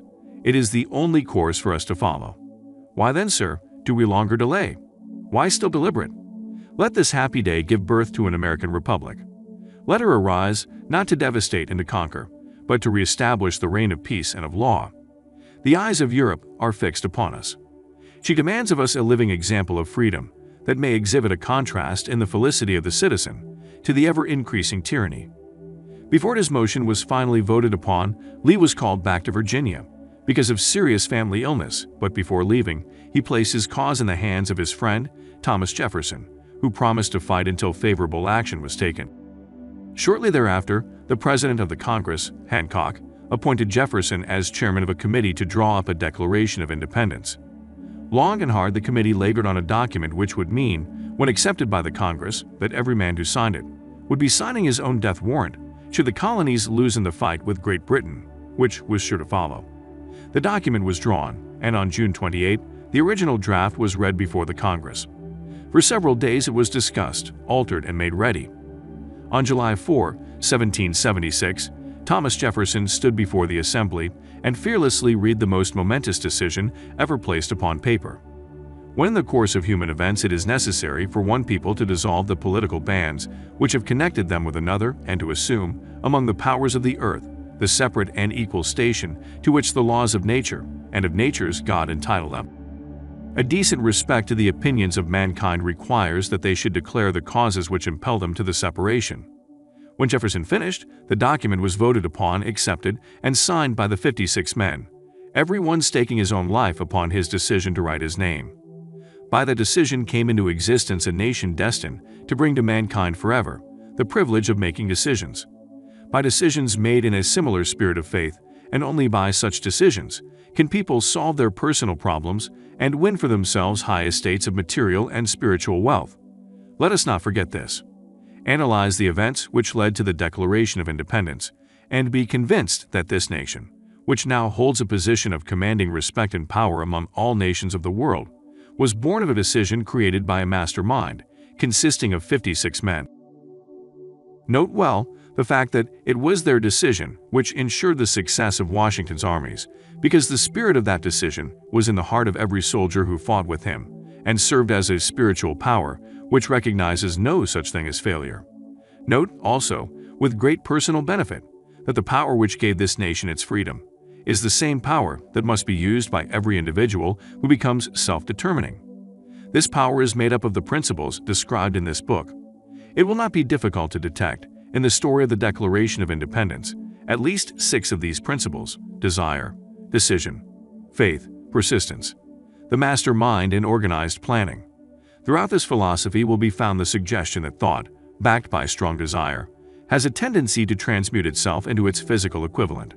Before passing on, I wish to leave with you the suggestion that one may find in this story and in the story of the organization of the United States Steel Corporation, a perfect description of the method by which thought makes this astounding transformation.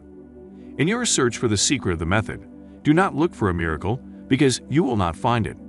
You will find only the eternal laws of nature. These laws are available to every person who has the faith and the courage to use them. They may be used to bring freedom to a nation or to accumulate riches. There is no charge save the time necessary to understand and appropriate them. Those who reach decisions promptly and definitely know what they want and generally get it. The leaders in every walk of life decide quickly and firmly. That is the major reason why they are leaders. The world has the habit of making room for the man whose words and actions show that he knows where he is going. Indecision is a habit which usually begins in youth. That habit takes on permanency as the youth goes through graded school, high school, and even through college, without definiteness of purpose. The major weakness of all educational systems is that they neither teach nor encourage the habit of definite decision. It would be beneficial if no college would permit the enrollment of any student, unless and until the student declared his major purpose in matriculating. It would be of still greater benefit if every student who enters the graded schools were compelled to accept training in the habit of decision, and forced to pass a satisfactory examination on this subject before being permitted to advance in the grades. The habit of indecision acquired because of the deficiencies of our school systems goes with the student into the occupation he chooses, if, in fact, he chooses his occupation. Generally, the youth just out of school seeks any job that can be found. He takes the first place he finds because he has fallen into the habit of indecision. 98 out of every 100 people working for wages today are in the positions they hold because they lack the definiteness of decision to plan a definite position and the knowledge of how to choose an employer. Definiteness of decision always requires courage, sometimes very great courage. The 56 men who signed the Declaration of Independence staked their lives on the decision to affix their signatures to that document. The person who reaches a definite decision to procure the particular job and make life pay the price he asks does not stake his life on that decision. He stakes his economic freedom. Financial independence, riches, desirable business, and professional positions are not within reach of the person who neglects or refuses to expect, plan, and demand these things. The person who desires riches in the same spirit that Samuel Adams desired freedom for the colonies is sure to accumulate wealth. In the chapter on organized planning, you will find complete instructions for marketing every type of personal services. You will find also detailed information on how to choose the employer you prefer and the particular job you desire. These instructions will be of no value to you unless you definitely decide to organize them into a plan of action. Chapter 10. Persistence, the sustained effort necessary to induce faith. The 8th step toward riches. Persistence is an essential factor in the procedure of transmuting desire into its monetary equivalent. The basis of persistence is the power of will. Willpower and desire, when properly combined, make an irresistible pair. People who accumulate great fortunes are generally known as cold-blooded and sometimes ruthless. Often, they are misunderstood. What they have is willpower, which they mix with persistence and place back of their desires to ensure the attainment of their objectives. Henry Ford has been generally misunderstood to be ruthless and cold-blooded. This misconception grew out of Ford's habit of following through in all of his plans with persistence. The majority of people are ready to throw their aims and purposes overboard and give up at the first sign of opposition or misfortune. A few carry on despite all opposition until they attain their goal. These few are the Fords, Carnegies, Rockefellers, and Edisons. There may be no heroic connotation to the word persistence, but the quality is to the character of a man what carbon is to steel. The building of a fortune, generally, involves the application of the entire 13 factors of this philosophy. These principles must be understood. They must be applied with persistence by all who accumulate money. If you are following this book with the intention of applying the knowledge it conveys, your first test as to your persistence will come when you begin to follow the 6 steps described in the 3rd chapter. Unless you are one of the 2 out of every 100 who already have a definite goal at which you are aiming and a definite plan for its attainment, you may read the instructions and then pass on with your daily routine and never comply with those instructions. The author is checking you up at this point because lack of persistence is one of the major causes of failure. Moreover, experience with thousands of people has proved that lack of persistence is a weakness common to the majority of people. It is a weakness which may be overcome by effort. The ease with which lack of persistence may be conquered will depend entirely upon the intensity of one's desire. The starting point of all achievement is desire. Keep this constantly in mind. Weak desires bring weak results, just as a small amount of fire makes a small amount of heat. If you find yourself lacking in persistence, this weakness may be remedied by building a stronger fire under your desires. Continue to read through to the end, then go back to Chapter 3 and start immediately to carry out the instructions given in connection with the 6 steps. The eagerness with which you follow these instructions will indicate clearly how much or how little you really desire to accumulate money. If you find that you are indifferent, you may be sure that you have not yet acquired the money consciousness, which you must possess before you can be sure of accumulating a fortune. Fortunes gravitate to men whose minds have been prepared to attract them, just as surely as water gravitates to the ocean. In this book may be found all the stimuli necessary to attune any normal mind to the vibrations which will attract the object of one's desires. If you find you are weak in persistence, center your attention upon the instructions contained in the chapter on power. Surround yourself with a mastermind group, and through the cooperative efforts of the members of this group, you can develop persistence. You will find additional instructions for the development of persistence in the chapters on autosuggestion and the subconscious mind. Follow the instructions outlined in these chapters until your habit nature hands over to your subconscious mind a clear picture of the object of your desire. From that point on, you will not be handicapped by lack of persistence. Your subconscious mind works continuously while you are awake and while you are asleep. Spasmodic or occasional effort to apply the rules will be of no value to you. To get results, you must apply all of the rules until their application becomes a fixed habit with you. In no other way can you develop the necessary money consciousness. Poverty is attracted to the one whose mind is favorable to it, as money is attracted to him whose mind has been deliberately prepared to attract it, and through the same laws. Poverty consciousness will voluntarily seize the mind which is not occupied with the money consciousness. A poverty consciousness develops without conscious application of habits favorable to it. The money consciousness must be created to order, unless one is born with such a consciousness. Catch the full significance of the statements in the preceding paragraph, and you will understand the importance of persistence in the accumulation of a fortune. Without persistence, you will be defeated even before you start. With persistence, you will win. If you have ever experienced a nightmare, you will realize the value of persistence. You are lying in bed, half awake, with a feeling that you are about to smother. You are unable to turn over or to move a muscle. You realize that you must begin to regain control over your muscles. Through persistent effort of willpower, you finally manage to move the fingers of one hand. By continuing to move your fingers, you extend your control to the muscles of one arm until you can lift it. Then you gain control of the other arm in the same manner. You finally gain control over the muscles of one leg and then extend it to the other leg.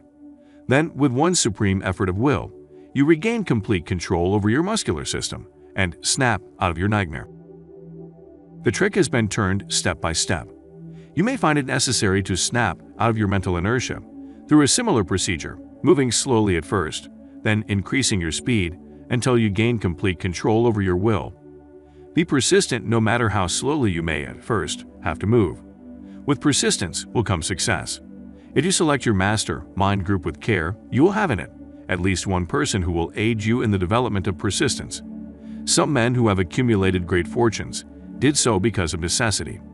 They developed the habit of persistence because they were so closely driven by circumstances that they had to become persistent. There is no substitute for persistence. It cannot be supplanted by any other quality. Remember this, and it will hearten you in the beginning when the going may seem difficult and slow. Those who have cultivated the habit of persistence seem to enjoy insurance against failure. No matter how many times they are defeated, they finally arrive up toward the top of the ladder. Sometimes it appears that there is a hidden guide whose duty is to test men through all sorts of discouraging experiences. Those who pick themselves up after defeat and keep on trying arrive, and the world cries, "Bravo! I knew you could do it." The hidden guide lets no one enjoy great achievement without passing the persistence test. Those who can't take it simply do not make the grade. Those who can take it are bountifully rewarded for their persistence. They receive as their compensation whatever goal they are pursuing. That is not all. They receive something infinitely more important than material compensation: the knowledge that every failure brings with it the seed of an equivalent advantage. There are exceptions to this rule.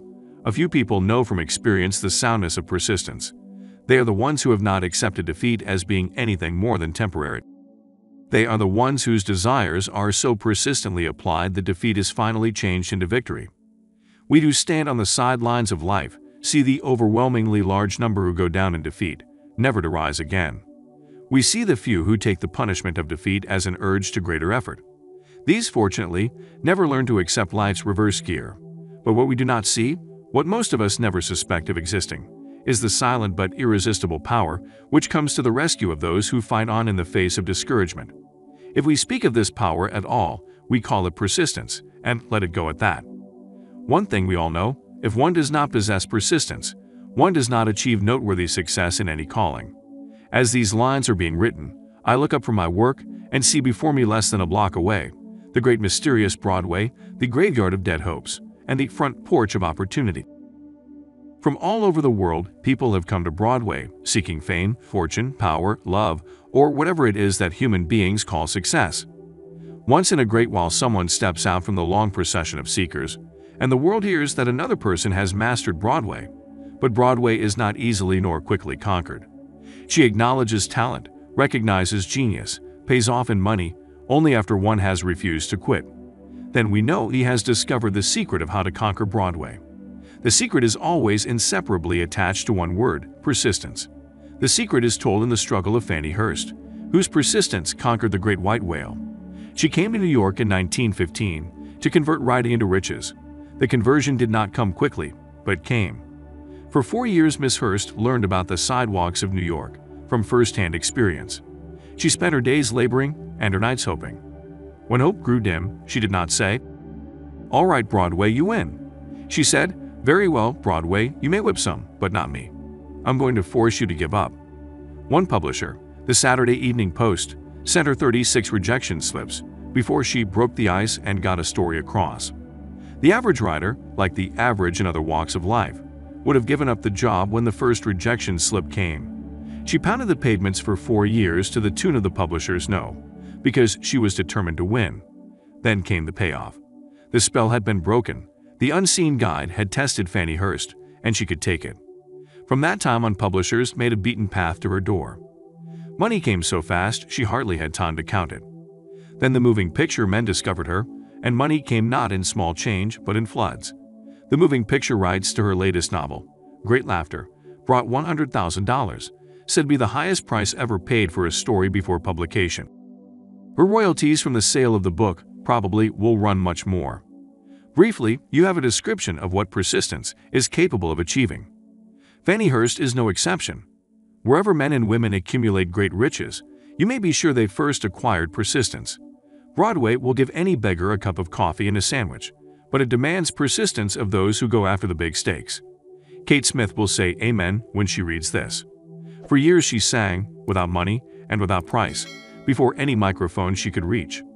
Broadway said to her, "Come and get it, if you can take it." She could take it until one happy day Broadway got tired and said, "Aw, what's the use? You don't know when you're whipped, so name your price, and go to work in earnest." Miss Smith named her price. It was plenty. Away up in figures so high that 1 week's salary is far more than most people make in a whole year. Verily, it pays to be persistent. And here is an encouraging statement which carries with it a suggestion of great significance. Thousands of singers who excel Kate Smith are walking up and down Broadway looking for a break without success. Countless others have come and gone. Many of them sang well enough, but they failed to make the grade because they lacked the courage to keep on keeping on, until Broadway became tired of turning them away. Persistence is a state of mind, therefore it can be cultivated. Like all states of mind, persistence is based upon definite causes, among them these: a definiteness of purpose. Knowing what one wants is the first and perhaps the most important step toward the development of persistence. A strong motive forces one to surmount many difficulties. The desire. It is comparatively easy to acquire and to maintain persistence in pursuing the object of intense desire. See self-reliance. Belief in one's ability to carry out a plan encourages one to follow the plan through with persistence. Self-reliance can be developed through the principle described in the chapter on autosuggestion. Definiteness of plans. Organized plans, even though they may be weak and entirely impractical, encourage persistence. Accurate knowledge. Knowing that one's plans are sound, based upon experience or observation, encourages persistence. Guessing instead of knowing destroys persistence. Cooperation. Sympathy, understanding, and harmonious cooperation with others tend to develop persistence. Willpower. The habit of concentrating one's thoughts upon the building of plans for the attainment of a definite purpose leads to persistence. Habit. Persistence is the direct result of habit. The mind absorbs and becomes a part of the daily experiences upon which it feeds. Fear, the worst of all enemies, can be effectively cured by forced repetition of great courage. Everyone who has seen active service in war knows this. Before leaving the subject of persistence, take inventory of yourself and determine in what particular, if any, you are lacking in this essential quality. Measure yourself courageously point by point and see how many of the 8 factors of persistence you lack. The analysis may lead to discoveries that will give you a new grip on yourself. Symptoms of lack of persistence. Here you will find the real enemies which stand between you and noteworthy achievement.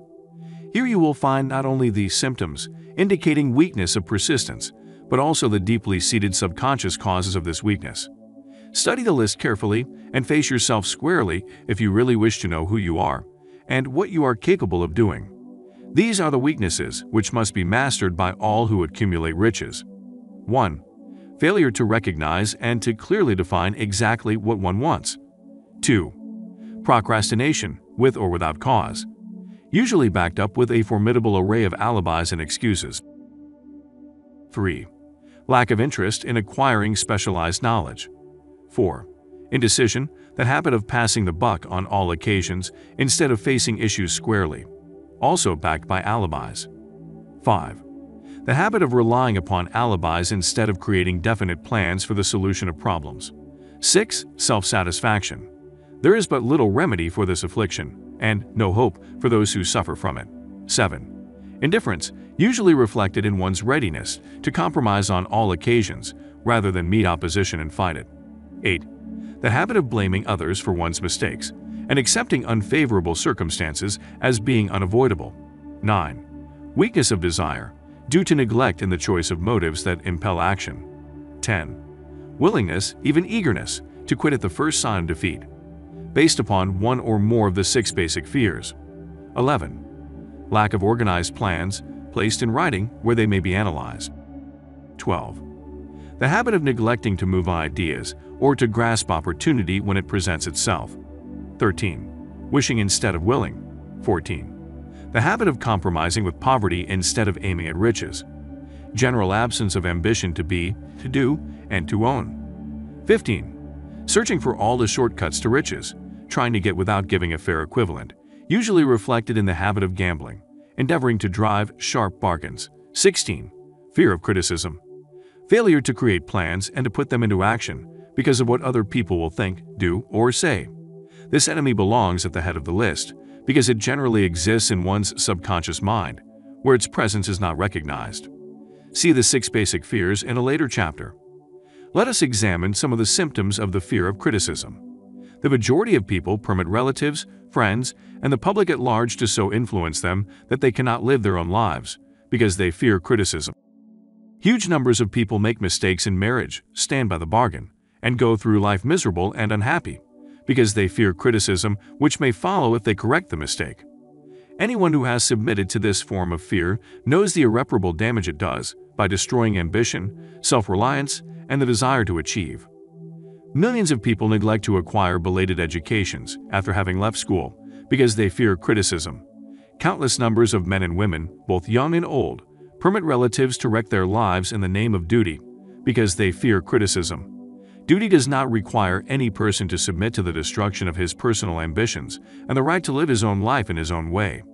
People refuse to take chances in business because they fear the criticism which may follow if they fail. The fear of criticism in such cases is stronger than the desire for success. Too many people refuse to set high goals for themselves, or even neglect selecting a career, because they fear the criticism of relatives and friends who may say, "Don't aim so high. People will think you are crazy." When Andrew Carnegie suggested that I devote 20 years to the organization of a philosophy of individual achievement, my first impulse of thought was fear of what people might say. The suggestion set up a goal for me, far out of proportion to any I had ever conceived. As quick as a flash, my mind began to create alibis and excuses, all of them traceable to the inherent fear of criticism. Something inside of me said, "You can't do it. The job is too big and requires too much time. What will your relatives think of you? How will you earn a living? No one has ever organized a philosophy of success. What right have you to believe you can do it? Who are you anyway, to aim so high? Remember your humble birth. What do you know about philosophy? People will think you are crazy, and they did. Why hasn't some other person done this before now?" These and many other questions flashed into my mind and demanded attention. It seemed as if the whole world had suddenly turned its attention to me with the purpose of ridiculing me into giving up all desire to carry out Mr. Carnegie's suggestion. I had a fine opportunity, then and there, to kill off ambition before it gained control of me. Later in life, after having analyzed thousands of people, I discovered that most ideas are stillborn and need the breath of life injected into them through definite plans of immediate action. The time to nurse an idea is at the time of its birth. Every minute it lives gives it a better chance of surviving. The fear of criticism is at the bottom of the destruction of most ideas which never reach the planning and action stage. Many people believe that material success is the result of favorable breaks. There is an element of ground for the belief, but those depending entirely upon luck are nearly always disappointed because they overlook another important factor which must be present before one can be sure of success. It is the knowledge with which favorable breaks can be made to order. During the Depression, W.C. Fields, the comedian, lost all his money and found himself without income, without a job, and his means of earning a living, vaudeville, no longer existed. Moreover, he was past 60, when many men consider themselves old. He was so eager to stage a comeback that he offered to work without pay in a new field, movies. In addition to his other troubles, he fell and injured his neck. To many that would have been the place to give up and quit. But Fields was persistent. He knew that if he carried on he would get the breaks sooner or later, and he did get them, but not by chance. Marie Dressler found herself down and out, with her money gone, with no job, when she was about 60. She, too, went after the breaks and got them. Her persistence brought an astounding triumph late in life, long beyond the age when most men and women are done with ambition to achieve. Eddie Cantor lost his money in the 1929 stock crash, but he still had his persistence and his courage. With these, plus 2 prominent eyes, he exploited himself back into an income of $10,000 a week. Verily, if one has persistence, one can get along very well without many other qualities. The only break anyone can afford to rely upon is a self-made break. These come through the application of persistence. The starting point is definiteness of purpose. Examine the first 100 people you meet, ask them what they want most in life, and 98 of them will not be able to tell you. If you press them for an answer, some will say security, many will say money, a few will say happiness, others will say fame and power, and still others will say social recognition, ease in living, ability to sing, dance, or write, but none of them will be able to define these terms or give the slightest indication of a plan by which they hope to attain these vaguely expressed wishes. Riches do not respond to wishes. They respond only to definite plans, backed by definite desires, through constant persistence. How to develop persistence?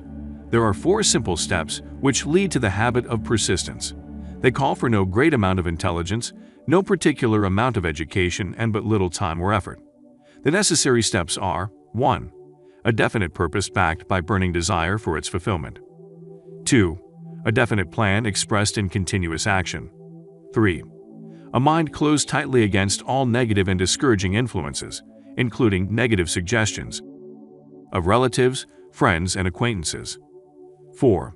A friendly alliance with one or more persons who will encourage one to follow through with both plan and purpose. These 4 steps are essential for success in all walks of life. The entire purpose of the 13 principles of this philosophy is to enable one to take these 4 steps as a matter of habit. These are the steps by which one may control one's economic destiny. They are the steps that lead to freedom and independence of thought.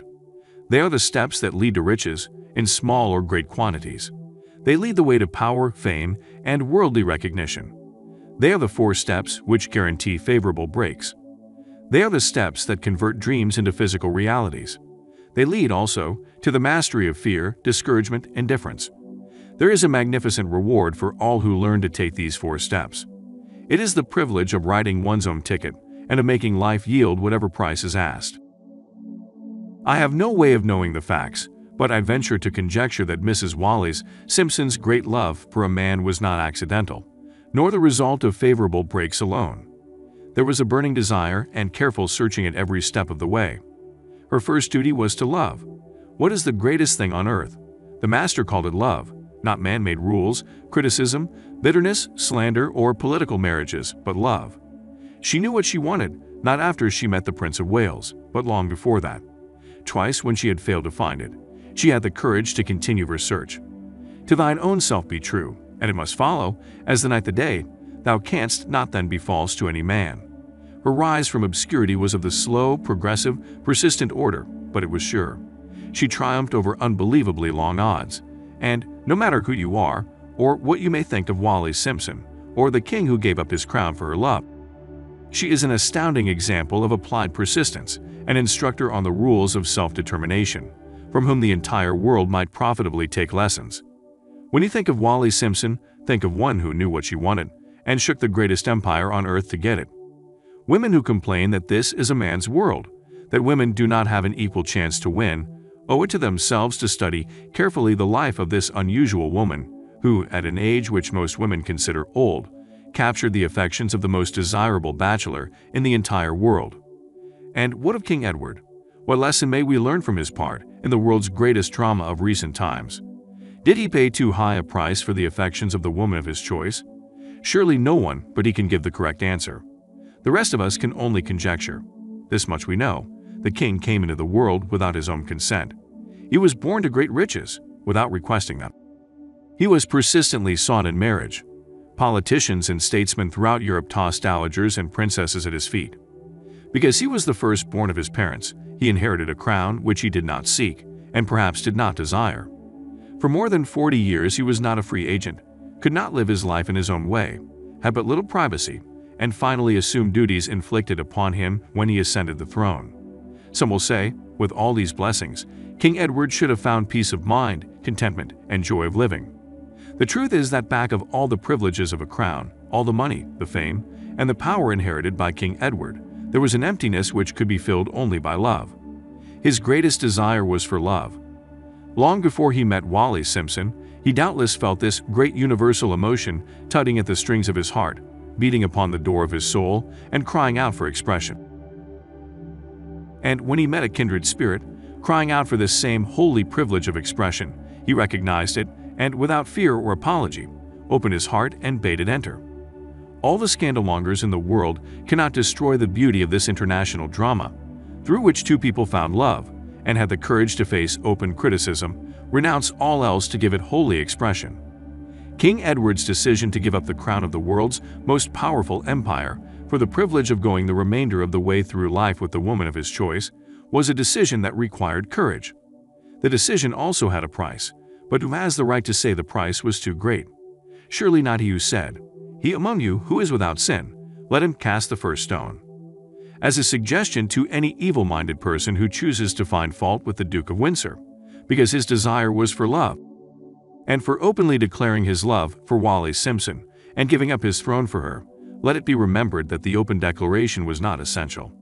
He could have followed the custom of clandestine liaison, which has prevailed in Europe for centuries, without giving up either his throne or the woman of his choice, and there would have been no complaint from either church or laity. But this unusual man was built of sterner stuff. His love was clean.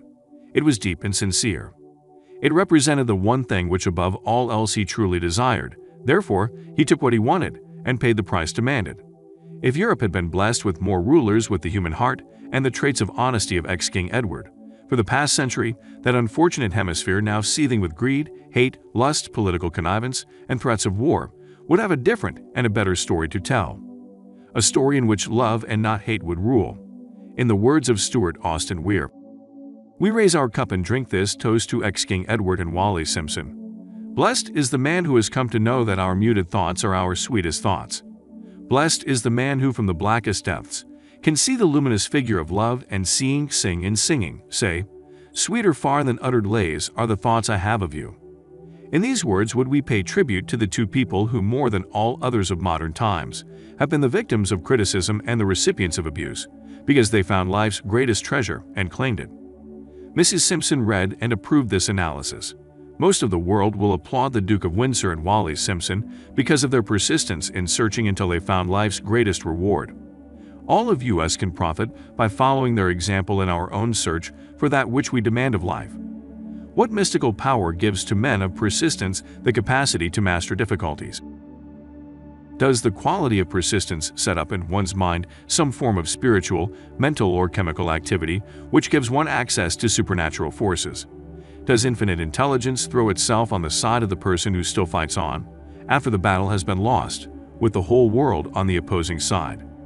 These and many other similar questions have arisen in my mind as I have observed men like Henry Ford, who started at scratch and built an industrial empire of huge proportions, with little else in the way of a beginning but persistence, or Thomas A. Edison, who, with less than 3 months of schooling, became the world's leading inventor and converted persistence into the talking machine, the moving picture machine, and the incandescent light, to say nothing of 100 other useful inventions.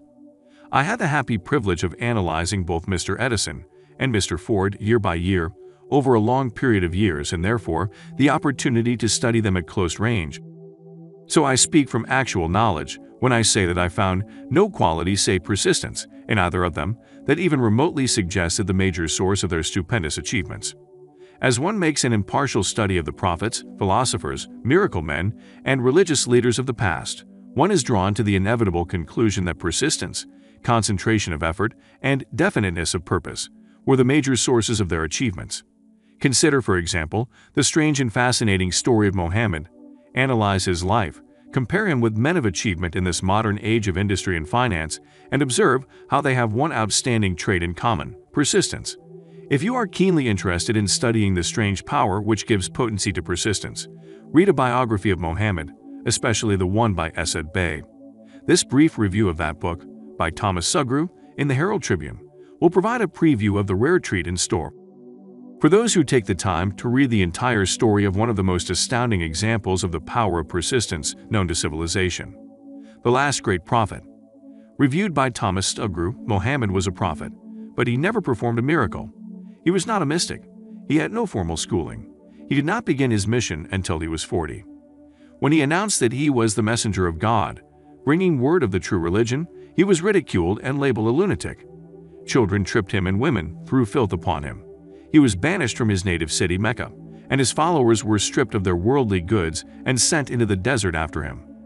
When he had been preaching 10 years, he had nothing to show for it but banishment, poverty, and ridicule.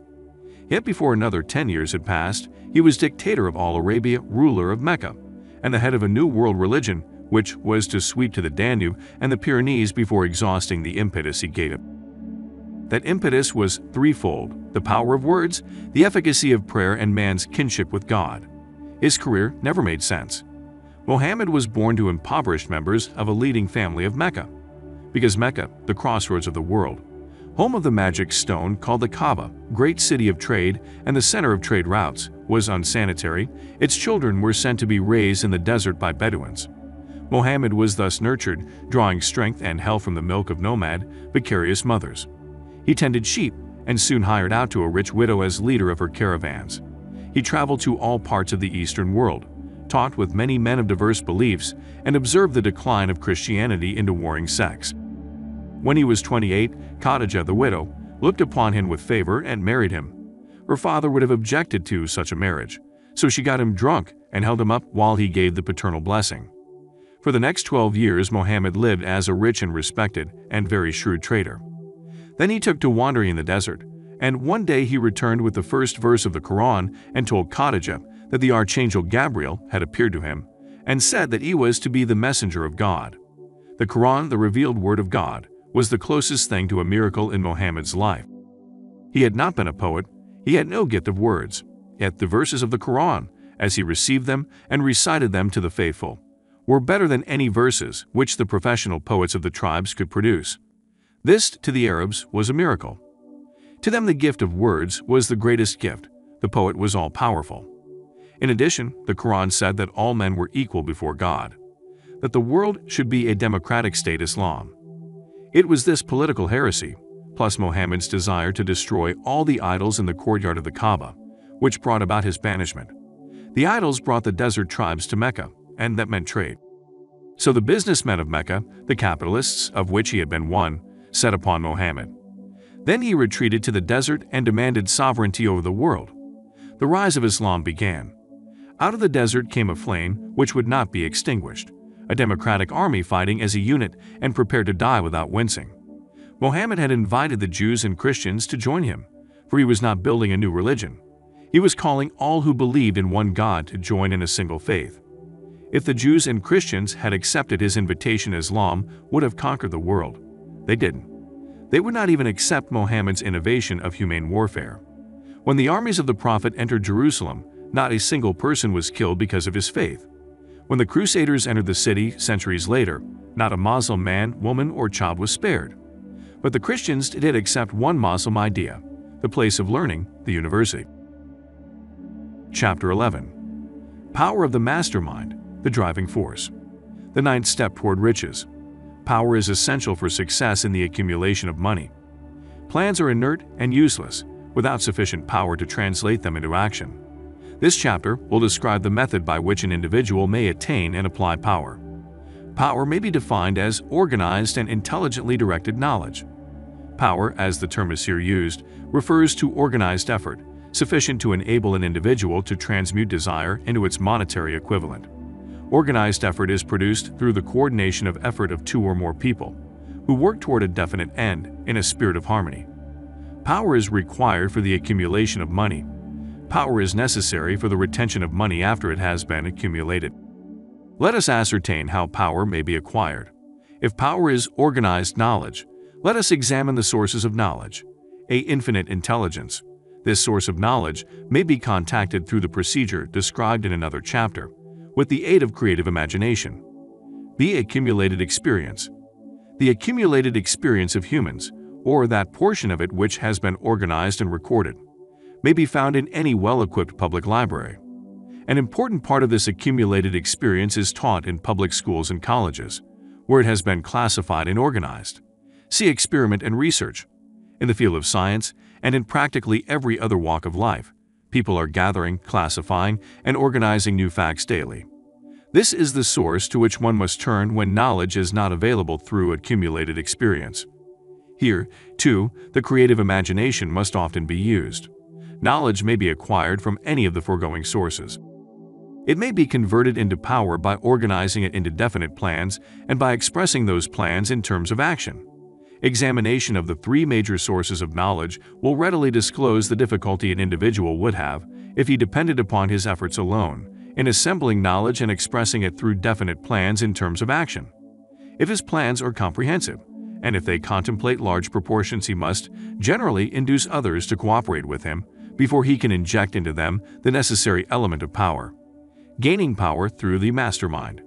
The mastermind may be defined as coordination of knowledge and effort in a spirit of harmony between two or more people for the attainment of a definite purpose. No individual may have great power without availing himself of the mastermind.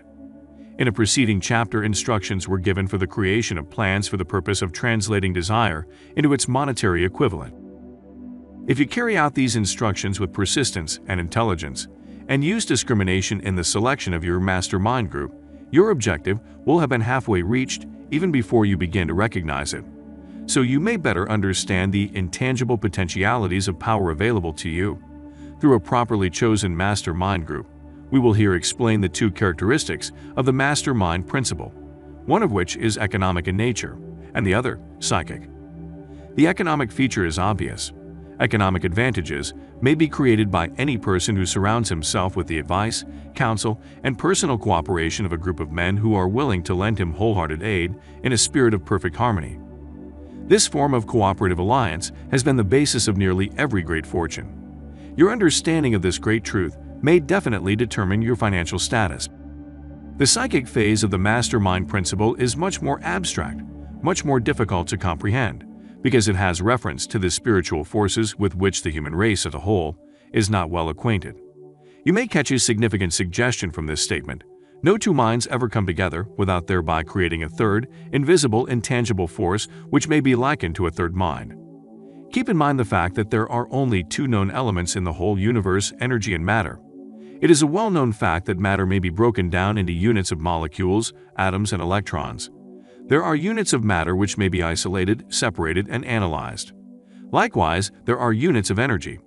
The human mind is a form of energy, a part of it being spiritual in nature. When the minds of two people are coordinated in a spirit of harmony, the spiritual units of energy of each mind form an affinity, which constitutes the psychic phase of the mastermind. The mastermind principle, or rather the economic feature of it, was first called to my attention by Andrew Carnegie over 25 years ago. Discovery of this principle was responsible for the choice of my life's work. Mr. Carnegie's mastermind group consisted of a staff of approximately 50 men, with whom he surrounded himself for the definite purpose of manufacturing and marketing steel. He attributed his entire fortune to the power he accumulated through this mastermind.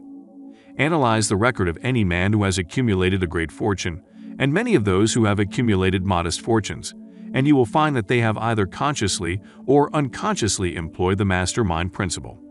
Great power can be accumulated through no other principle. Energy is nature's universal set of building blocks, out of which she constructs every material thing in the universe, including human, and every form of animal and vegetable life. Through a process which only nature completely understands, she translates energy into matter. Nature's building blocks are available to humans in the energy involved in thinking. Our brain may be compared to an electric battery. It absorbs energy from the ether, which permeates every atom of matter and fills the entire universe. It is a well-known fact that a group of electric batteries will provide more energy than a single battery.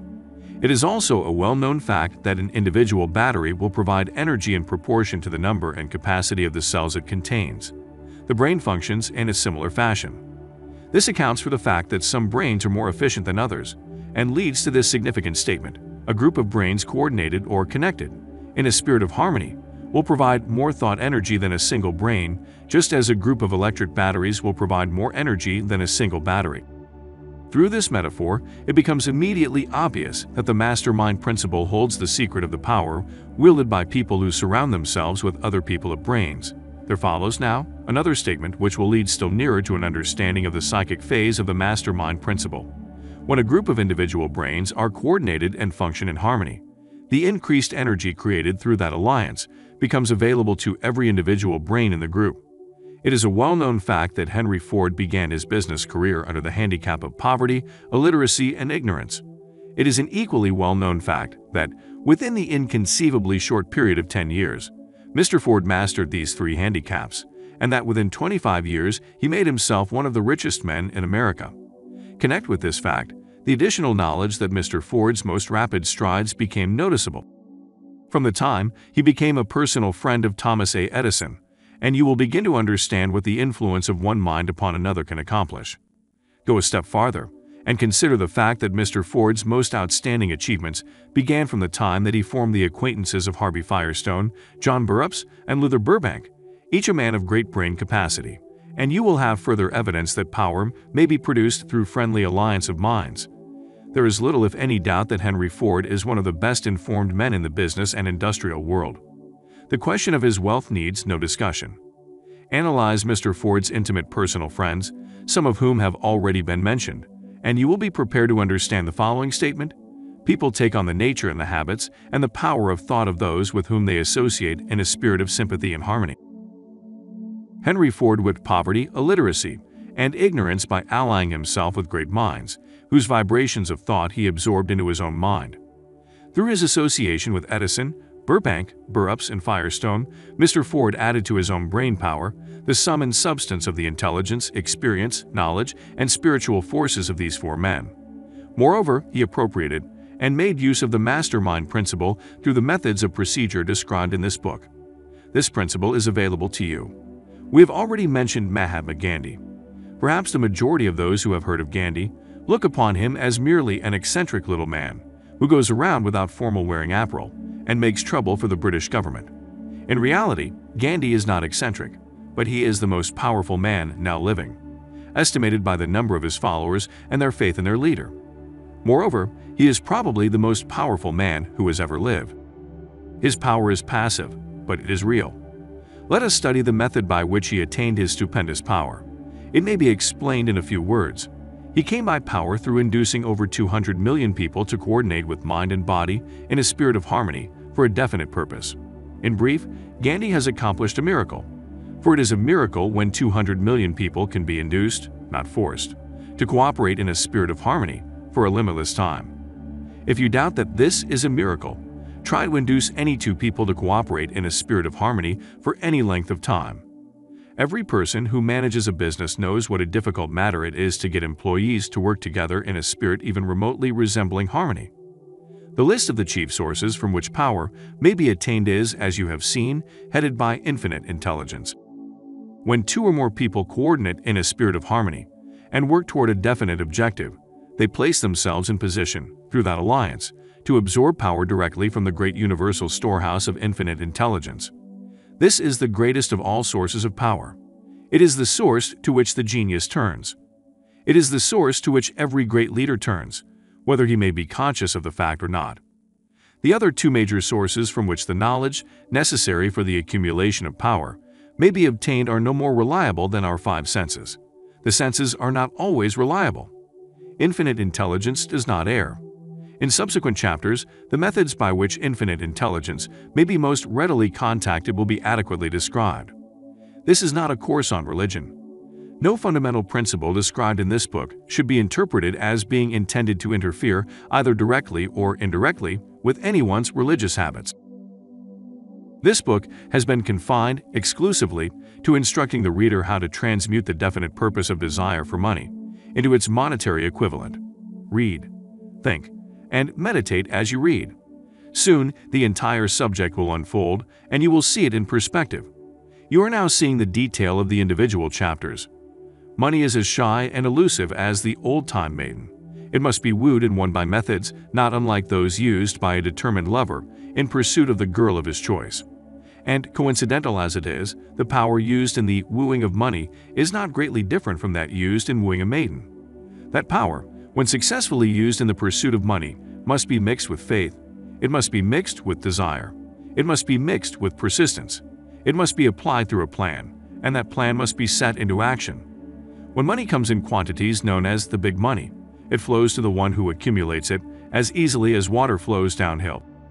There exists a great unseen stream of power, which may be compared to a river, except that one side flows in one direction, carrying all who get into that side of the stream onward and upward to wealth, and the other side flows in the opposite direction, carrying all who are unfortunate enough to get into it and not able to extricate themselves from it, downward to misery and poverty. Every man who has accumulated a great fortune has recognized the existence of this stream of life. It consists of one's thinking process.